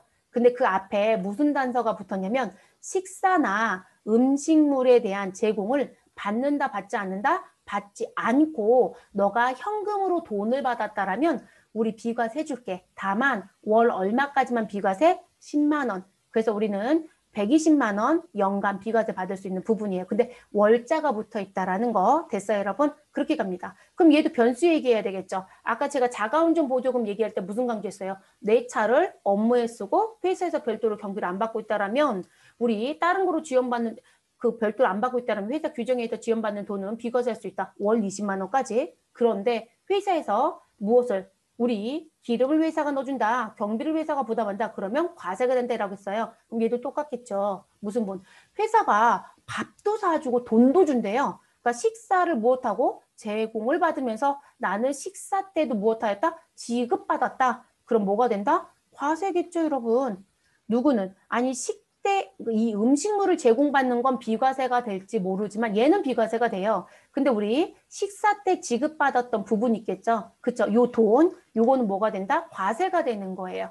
반드시 구분합니다. 반드시 구분. 여러분 들어보면 이것도 불법 많을 것 같지 않아요? 이게 왜 불법이 많냐면 여러분, 회사가 자가운전 보조금의 항목을 만들거나 또는 우리 이 식대라고 하는 걸 만들 때요. 지금 원래 법에선 이렇게 얘기해요. 너가 원래 주기로 했던 기본급이 있는데 그 기본급에 이들을 무엇하는 거 부가적으로 주는 거예요. 부가적 지급. 그럼 부가적 지급이면 뭐가 되는 거예요? 플러스해서 주었다 이 얘기가 되죠? 그렇죠? 그럼 제가 기본급이 200인데 자가운전 보조금 20을 받고 식대를 10을 받아서 나는 230을 받는다. 그런데 그 부분에 이 두 가지는 비과세가 될 수 있어. 이렇게 되는 건데요. 세법은 이렇게 해서 그래요. 그런데 회사에 가서 가보시면 뭐라고 하냐면 자, 일단 내가 너한테 얼마 줄게라고 하는 이 기본급이 벌써 정해져 있어요. 그런데 그 기본급이 얼마라고 하냐면 230이야. 이 얘기가 나와져 있는 거예요. 됐을까요? 그런데 세금을 적게 내고 싶은 거예요. 그래서 세금을 적게 내고 싶으니까 무슨 궁리를 하냐면 야, 그러면 비과세 될 수 있는 게 뭐가 있을까라고 찾으래요. 아, 그거 자가운전 보조금이요. 20만 원까지 비과세가 된대요. 그래서 자가로 20만 원을 빼요. 그럼 20만 원을 뺐으니까 일단 기본급을 얼마로 줄여요? 210으로 줄여요. 됐어요? 자, 그럼 이제 과세 금액은 얘만 하면 되니까. 비과세를 뺐으니까. 자, 그리고 식대도 된다는데요. 그래? 식대도 빼자. 10만 원. 됐어요, 여러분? 그리고 나서 얘를 얼마로 하는 거예요? 원래 주는 금액은 벌써 자기들 정해놓고 그 정해져 있는 금액을 쪼개서 하는 분들이 더 많아요. 부가적으로 주는 게 아니라. 그러니까 세법에서 보는 시각과 회사가 보는 시각이 다른 거죠. 그랬더니 무슨 일이 있냐면 세금에 대한 부분을 비과세 적용해서 소득세를 적게 내고 싶은 거로 만들다 보니까 지금 무슨 부분? 식대에 대한 부분을 들어가서 봤더니 회사가 뭘 제공하고 있다? 중식 제공을 하고 있대요. 그런데 얘를 또 비과세하겠다고 10을 만들어 놓은 거죠. 근데 사실상 돈을 더 준 건 아니거든요.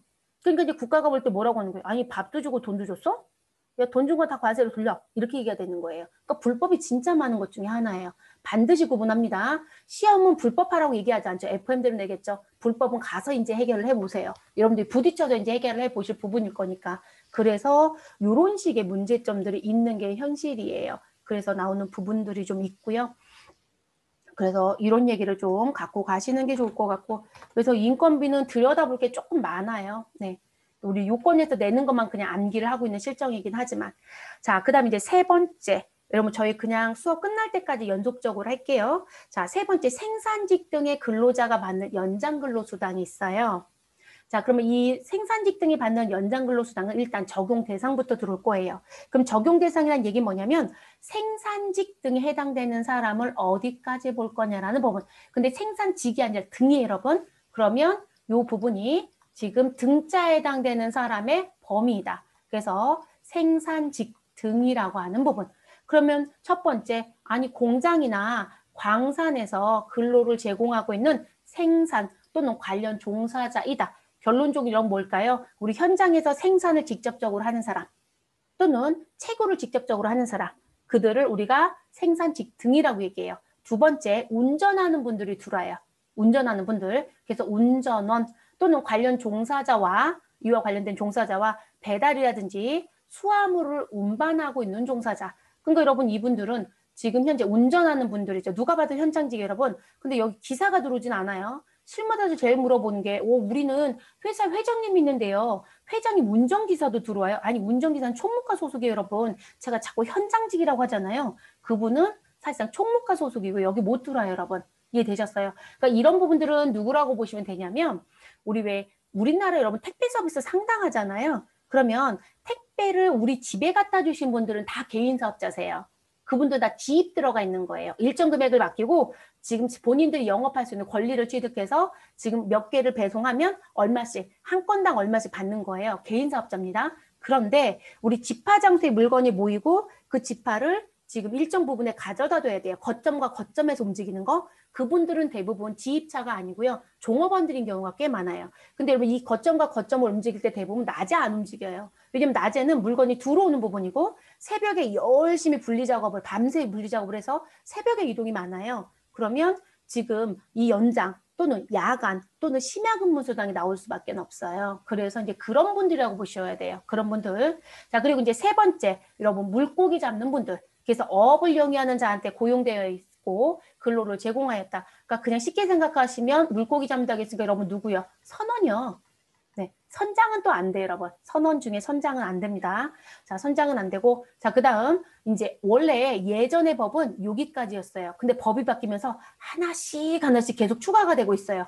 지금 몇 년에 걸쳐서 계속 추가가 되고 있는데, 자, 그래서 니을, 미음, 비읍이 추가가 됐어요. 그래서 니을에 가서 봤더니 청소나 경비와 관련돼서 단순 노무직 종사에 해당되는 사람들. 근데 이건 시행규칙에 가서 세부사항을 다시 봐야 돼요. 왜냐면 회사의 매출 금액을 보는 것도 있고요. 법령에 정해져 있는 사람들만 들을 수 있거든요. 그래서 이제 그런 분들 들을 수 있고요.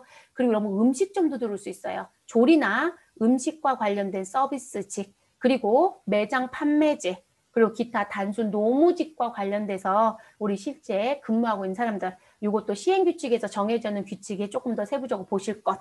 그리고 이제 요 규정들 적용할 때 뭐라고 얘기하냐면 상시 근로자가 일단 30인 미만이고 1년 동안 벌어들인 과세 표준이 5억 원 이하인 사업주에게 고용된 자에 한정한다. 그러니까 영세사업장이라는 얘기인 거죠. 그러니까 우리 영세사업장이 아닌 데는 또 해당 사항이 없는 거고요. 그래서 이제 이런 규정들이 있고요. 그리고 돌봄 서비스, 미용 관련 서비스, 숙박시설 서비스도 추가가 됐습니다. 왜냐면 이게 반근무들이 또 많죠. 미용 관련 같은 경우는 그렇다고 하기 좀 어렵지만 근데 숙박이나 돌봄은 사실상 그런 근무들이 조금 많죠. 그래서 이 부분들도 들어올 수 있습니다. 그러니까 이 생산직 등이라고 해서 적용되는 대상이 상당히 넓어졌다라고 알아두셔야 돼요. 그러면 이 적용 대상, 그럼 여러분 우리 ERP 수업했을 때 이거 어디서 했어요, 여러분? 생산직 등에 해당됩니까? 해당되지 않습니까? 않습니까? 라고 물어봤던 거. 인사정보 등록에서 있죠, 여러분. 그러면 우리가 스마트 A라든지 세무사랑에 가면 이 적용 대상은 어디서 하냐면 사원 등록에서 해요, 여러분. 사원 등록. 그래서 사원 등록에 가서 우리가 뭘 할 거냐면 사원 등록에 갔는데 생산직 여부가 있더라. 그래서 생산직에 여로 선택이 되어 있다. 그럼 넌 그 다음 단계로 넘어가. 이렇게 가요. 근데 생산직 자리가 부로 되어 있다. 끝. 너는 그냥 과세야. 이렇게 갈 거예요. 이해되셨어요? 그래서 이 생산직 여부를 사원 등록에서 설정을 하고 그 다음 단계로 넘어가는 거예요. 그러니까 사원 등록 설정이 잘못되면 또 문제가 생기겠죠. 그래서 그렇게 넘어가고요. 그럼 이제 두 번째는 무슨 얘기를 할 거냐면 우린 그 비과세 요건의 두 번째 얘기를 해야 되겠죠, 여러분. 그럼 첫 번째가 무슨 부분이었다? 생산직 등에 해당되느냐가 첫 번째 요건이었어요. 그럼 전 여기다 쓸게요, 여러분. 자, 요게 첫 번째. 자, 그럼 이 첫 번째 요건이 yes라는 거죠. 그래서 yes가 되면 그 다음 두 번째 어디로 간다? 글은 세법은 이렇게 시작해요, 여러분. 근데 사실상 우리가 체크는 요거 먼저 합니다. 그래서 직전 과세 기간에 총 급여액이 얼마? 3천만 원 이하인 근로자. 그래서 유효권. 그럼 여러분 이것도 어디서 한다? 사원 등록에서 합니다. 그럼 여러분 우리 ERP 얘기할 때 인사등록 정보에서 이거 두 개 다 했죠, 여러분. 왜냐하면 ERP는 인사정보 등록이 사원 등록과 거의 같은 역할을 많이 해요. 근데 그게 우리 그 ERP 뺀 나머지 프로그램들은 사원 등록이랑 매니에서 그 역할을 다 할 거거든요. 그래서 사원 등록에서 합니다. 이해됐을까요? 그리고 재밌는 건 1번에 yes가 돼야 사원 등록에 요 자리를 선택할 수 있는 자리가 활성화가 돼요. 근데 생산직 등 자리가 no가 되면 이 자리가 아예 선택할 수 없어요. 이해되셨을까요? 그래서 사원 등록에 직전에 대한 총급여가 해당이 된다. 오, yes. 그러면 요게 이제 어디로? 요 자리로 넘어가는 거예요. 그래서 세 번째, 월 정기적 급여가 얼마? 210만 원 이하인 사람이면 연간 얼마? 240만 원 비과세할게 이렇게 가는 부분이에요. 그럼 이 3번에 월 정기적 급여 210만 원 이하는 어디서 할 거냐면 이 부분은 우리 급여 자료 입력에서 해요. 우리는 이 부분은 ERP 같은 경우는 어디서 했냐면 지급공제 항목 등록에 우리 월정액에 포함합니까? 안 할 겁니다. 이렇게 선택이 있었잖아요. 그 정보를 넣는 자리가 급여 자료 입력이라는 메뉴에 가면 입력할 수 있는 데가 있어요. 그래서 여기에 가서 해당이 되는지 안 되는지 선택은 또 여러분의 몫이에요. 근데 시험은 이 자리 채점을 안 하겠다고 아예 공지해요. 그러니까 여러분 산으로 가고 있는 거예요, 시험 문제가. 왜냐면 이 자리를 채점을 해야 되는 거예요. 왜냐면 내 월정액 여부를 내가 체크를 할 건데 동그라미라는 표현을 쓰는 건 포함한다는 얘기고요. 그리고 X의 표현처럼 쓰겠다. 나 이거 포함 안 할 거야. 불포함이다. 그러면 X이면 얘는 포함을 안 하겠다예요. 그럼 이런 무슨 얘기가 되냐면 자 밑에 월정액 급여를 계산할 때 회사에 주는 급여 총액이 있을 것이다. 근데 여기 보면 빼라고 되어 있잖아요, 여러분. 빼라는 게 불포함이에요. 근데 여러분이 동그라미하고 동그라미 안 한다는 선택을 여러분의 몫이라고요. 컴퓨터가 자동화 안 해줘요. 그리고 컴퓨터가 자동으로 나오는 거 믿으시면 안 돼요. 그게 올바른 표현이 아닌 경우가 많아서 반드시 선택은 여러분이 합니다. 그래서 이렇게 세 번째로 넘어가는 거예요. 그럼 그 세 번째 몫이 이거이다. 그러면 회사에서 주는 급여 부분에서 여러분 우리 교재에 월정의 급여해야 되는데 여러분 급으로 끝났어요. 그래서 여자 좀 써주세요. 그래서 월정의 급여라는 건 월 정기적으로 받는 급여. 그러니까 매달 받는 금액. 이해되셨어요? 그러니까 매달 나오는 항목 이런 표현이에요. 그러면 회사에서 원래 주기로 했던 전체 금액이 있죠. 그러니까 기본급부터 각종 수당의 전체 합. 그 금액에서 우리 상여는 정기적이다, 부정기적이다? 부정기적이죠. 2달에 한 번, 3달에 한 번 이렇게 주니까 매달 나오는 거라고 보기는 어렵죠, 여러분. 그럼 이 아이는 무엇해라? 빼라. 그리고 무슨 부분? 우리 앞에서 여러분 실비 변상적 비과세 했어요, 안 했어요? 했죠? 그러면 그 실비 변상적 비과세라고 했었던 그 내용. 그럼 자가운전 보조금 됐어요, 여러분? 그럼 자가운전 보조금 뭐라고 써야 돼요? 빼야 되는 거구나. 이렇게 가야 되겠죠? 근데 식대, 여러분 식대는 실비변상이었어요? 복류생적이었어요? 복류생적이에요. 그럼 식대는 무엇 해야 돼요? 동그라미가 돼야 된다고요. 그 선택을 여러분이 또 하셔야 되겠죠? 그래서 그 선택해 주시고 그리고 시간 외 근무수당. 그럼 이 시간의 근무수당은 여러분 내가 오버타임을 몇 시간에 따라서 금액이 바뀌죠. 아, 이번 달에는 오버타임 하나도 없어요. 그러면 저는 연장 근무수당은 받는 게 없겠죠. 이해됐어요? 자, 그리고 저는 이번 달에는 다 낮근무입니다. 라고 얘기합니다. 그럼 연장도 없고 낮근무다라고 하면 우리는 뭐가 없을 거예요? 심야예요. 근데 우리 이제 교대 근무하신 분들은 바꿔서 쓸 수 있다겠죠? 그래서 저는 다음 달에는 모두 다 밤에 근무해야 됩니다. 그럼 여러분 심야 근무가 생기네요? 그럼 심야는 몇 시부터 몇 시라고 했죠? 우리 밤 10시부터 언제까지 근무하는 거? 다음날 6시까지 근무하는 걸 심야라고 한다. 그러면 연장도 원래 줘야 되는 기본급의 몇 프로를 가산해라? 50%. 자, 심야도 우리 원래 줘야 되는 기본급의 몇 프로를 가산해라? 50%. 됐어요, 여러분? 자, 그런데 우리는 또 뭐가 있다? 휴일 근무가 있었다라고 하면 이해됐어요? 자, 그런 부분이 시간의 근무수당이에요. 근데 이 부분은 해야 주는 돈이잖아요. 안 하면 안 줄 거란 말이에요. 이해되셨어요? 그러니까 이 금액도 우리 정기적으로 나간다고 볼 수가 없죠. 그래서 지금 빼라고 하는 부분은 우리 월정액 금요에 불포함하는 항목이에요. 그거를 선택해라. 그러면 컴퓨터는 뭐만 하겠다. 아, 너가 지금 500만 원 줬어? 근데 여기 들어가는 게 200이야? 자, 여기 들어가는 게 50이야? 여기 들어가는 게 30이야? 그럼 여러분 이거를 했겠죠? 그러면 500에서 20 빼고 50 빼고 30 빼서 월정액 금액은 얼마이다라는 계산만 컴퓨터가 해요. 그러니까 나머지는 모두 다 여러분이 설정하실 거. 이해됐어요? 그리고 나서 컴퓨터가 하는 건 월정액 금액 계산하는 거랑 연간 한도 240만 원까지 비과세 그것만 카운트해요. 그래서 연간 한도 240만 원이 무엇하면 넘어가면 이제 그다음부터 세금을 모두 다 징수하는 금액으로 싹 돌아갑니다. 그래서 여러분들 반드시 뭘 해야 된다? 소득세 계산을 꼭 해야 돼요. 소득세 계산을 매일 하는 것처럼 그걸 하셔야 되는 게 특징. 그래서 이렇게 움직이는 부분입니다.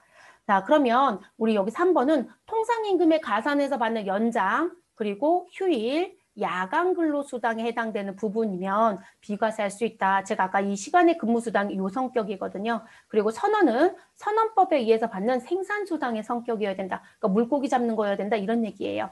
자, 비과세 금액은 우리 일반적인 사람들은 얼마이다? 연간 240만 원까지 여러분 연한도입니다. 앞에는 월한도였죠. 월과 연의 관점이 달라요.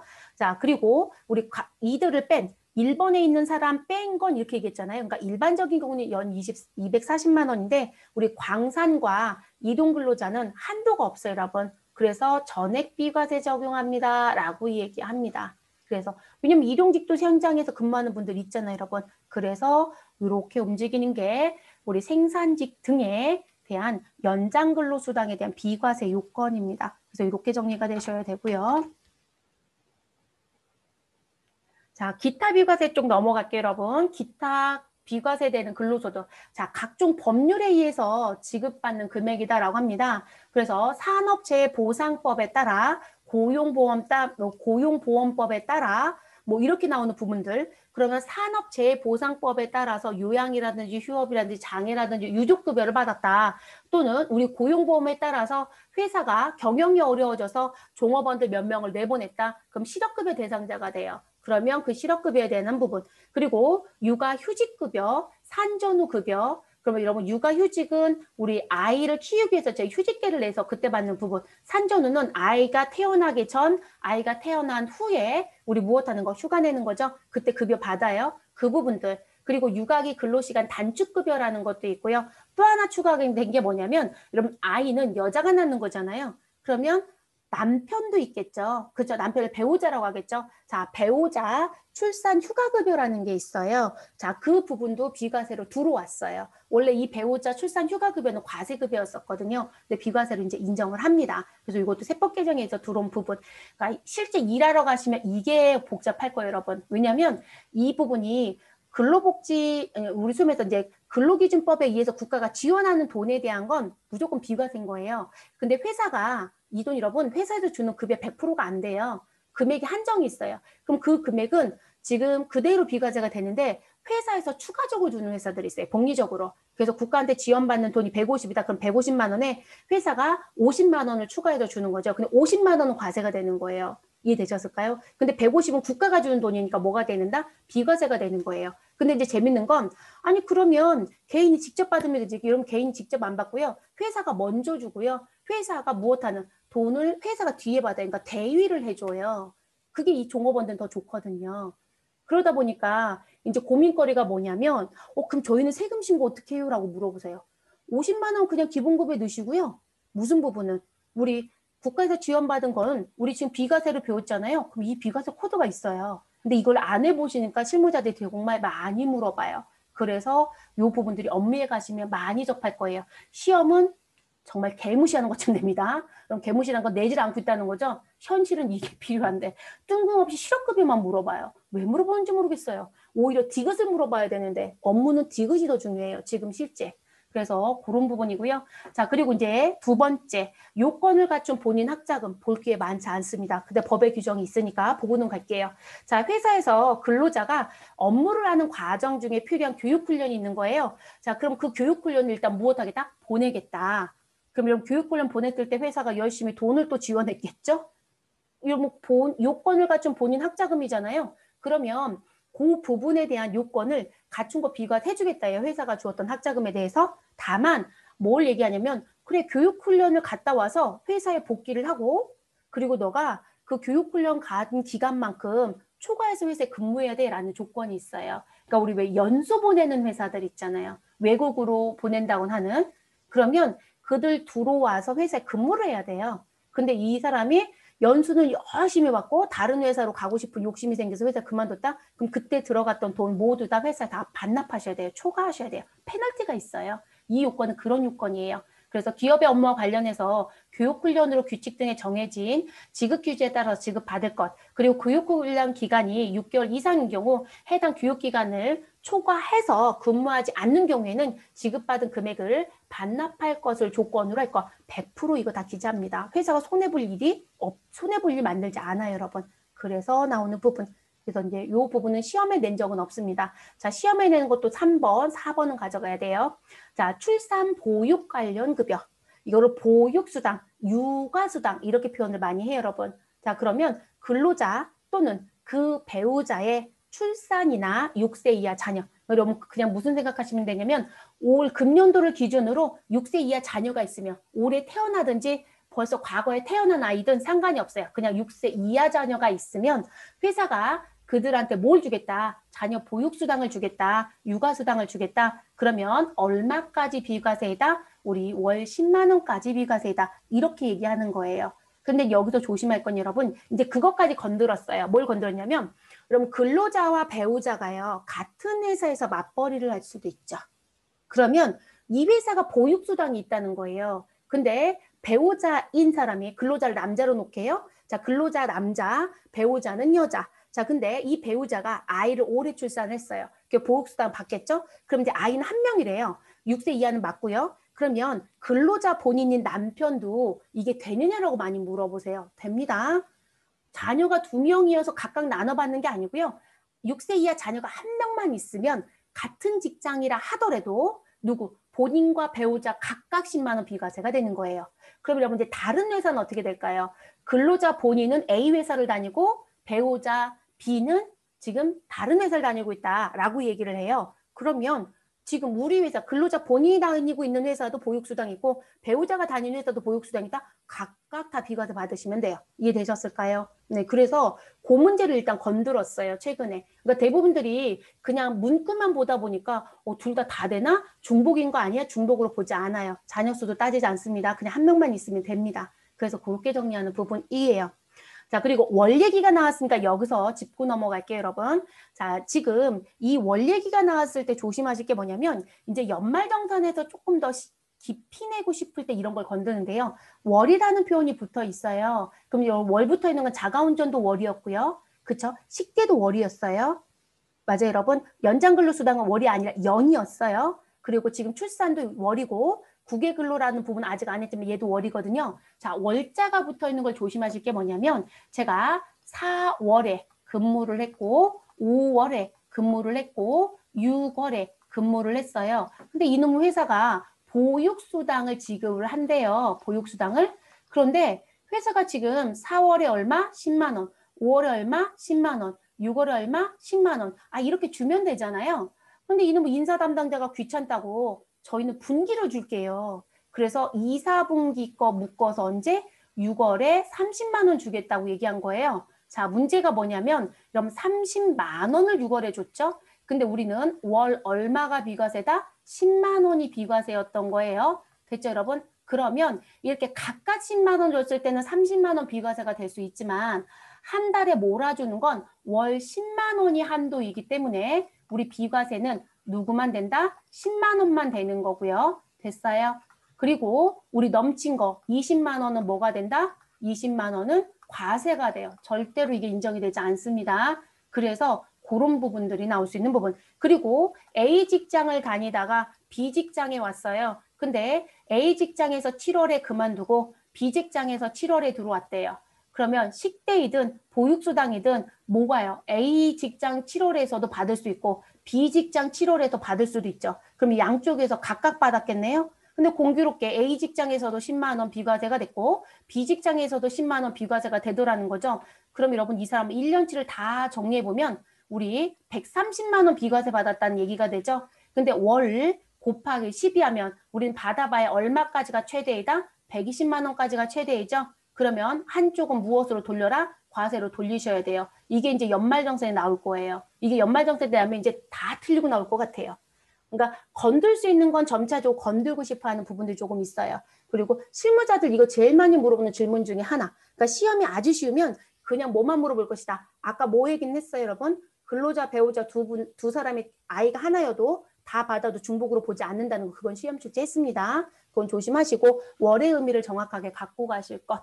그래서 그런 얘기. 자, 그 다음에 이제 네 번째. 국외근로시 받는 급여라는 얘기가 있어요, 여러분. 자, 국외근로시 받는 급여라는 표현은 뭐냐면 내가 해외에 나가서 근무를 합니다라고 하는 부분. 우리 이제 해외가 있다라고 하면 무역회사 생각하시면 쉬워요. 그럼 이런 무역회사 같은 경우는 해외 지사가 있거나 또는 독립법인이 있을 수 있겠죠, 여러분. 그러면 그 부분이 있으면 뭘 할 거예요? 누군가는 해외로 무엇한다? 파견을 내보냈다 이런 얘기 많이 하잖아요, 여러분. 그렇죠? 그러면 이 파견을 나간 사람이 우리 국외에서 근로가 발생됐다라는 거죠. 그리고 이 금액은 국외에서 받느냐 해외에서 받느냐 그건 따지지 않아요, 여러분. 네, 그건 따지지 않습니다. 자, 그랬을 때 나오는 부분. 그리고 이 국외근로라고 해서 나오는 이 부분이 비과세가 되려면 이 사람은 일단 무엇에 속해야 된다? 그럼 거주자만 들어올 수 있어요. 비거주자는 비과세 항목 못 들어와요. 거주자만 들어옵니다. 그러면 지금 일반 근로자와 공무원으로 나눠서 가요. 자, 일반 근로자는 뭐로 생각하시면 되냐면 그냥 일반적인 기업이요.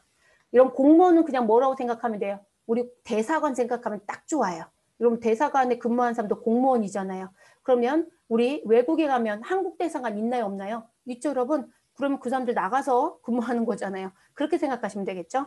자, 그래서 우리가 일반적인 기업의 근무자들은 월 얼마 비과세를 해주겠다? 100만 원 비과세를 해줘요. 그런데 우리 물고기 잡는 분들 있죠. 원양어업 하는 분들. 그럼 원양어업 선박에 우리 또는 국외 등을 항해하는 선박 또는 국외 등의 건설 현장. 그러니까 여러분 지금 원양업이라고 했으니까 이런 선박에 있거나 해외 건설 현장에서 일하는 종업원이다 라고 하면 이분들은 월 얼마까지 비과세? 300이요. 그러니까 여러분 지금 원양업과 건설은 연간 3,600 비과세가 될 수 있어요. 1년을 꽉 채우면. 그리고 일반적인 기업이다. 이 둘을 빼면 그냥 나머지로 보시면 되거든요. 그러면 얼마? 100만 원 비과세가 돼요. 그러면 1,200 비과세예요. 상당히 큰 돈이에요.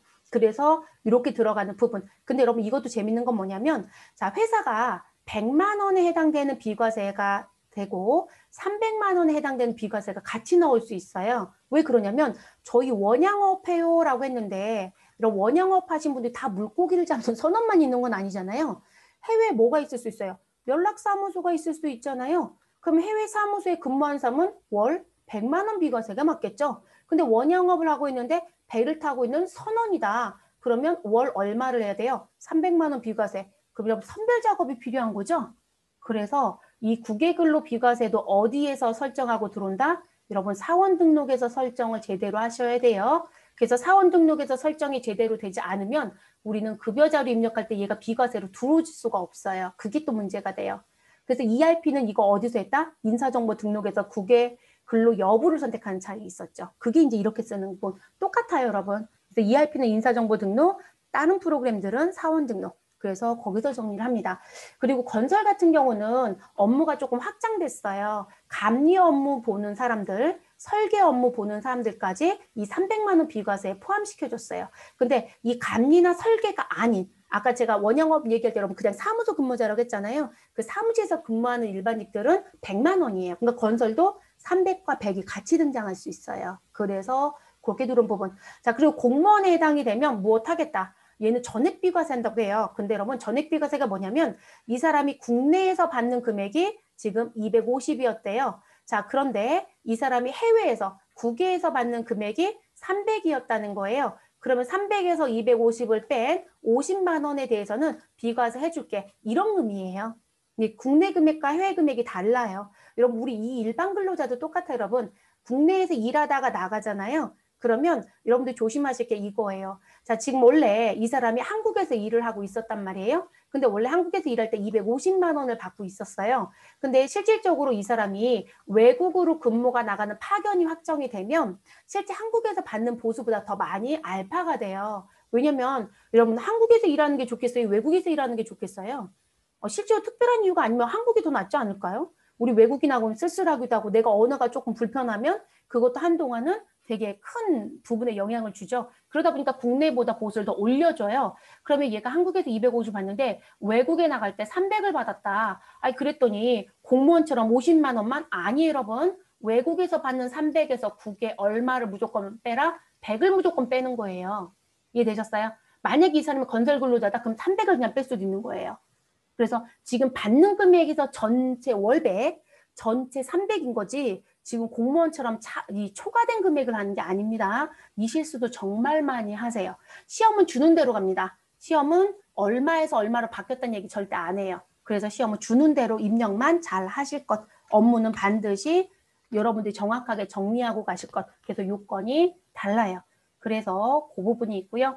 자, 그리고 5번째 얘기. 자, 5번째 얘기 부분은 무슨 얘기가 등장이 되시냐면 우리 이제 건강보험료 관련된 사용자 부담금.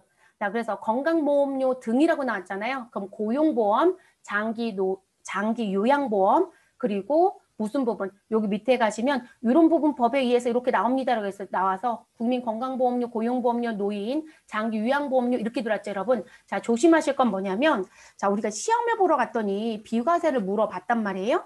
근데 비과세에서 여기다 뭘 끼워 넣냐면 자, 지금 제가 문구를 읽은 이유가 있어요. 자, 국민건강, 고용, 노인 장기요양보험료예요. 근데 여러분 누가 없어요? 국민연금 없어요. 여러분 국민연금도 회사가 부담하는 거 있잖아요. 사용자 부담금. 그렇죠. 9%에서 4.5% 회사가 부담하잖아요. 나머지 4.5%는 내가 부담할 거고. 그러면 이 국민연금 사용자 부담금은 지금 비과세 항목에서 빼버렸어요, 여러분.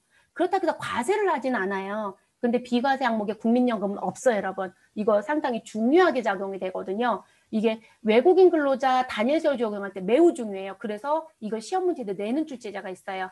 국민연금은 더 이상 비과세 소득에 해당이 된다 안 된다? 아니에요, 여러분. 그래서 국민연금 사용자 부담금은 비과세에 들어오지 않습니다. 그래서 국민 건강보험료, 고용보험료, 노인 장기요양보험료만 해당이 된다. 그렇게 표시를 좀 해놓으시는 게 좋겠고요.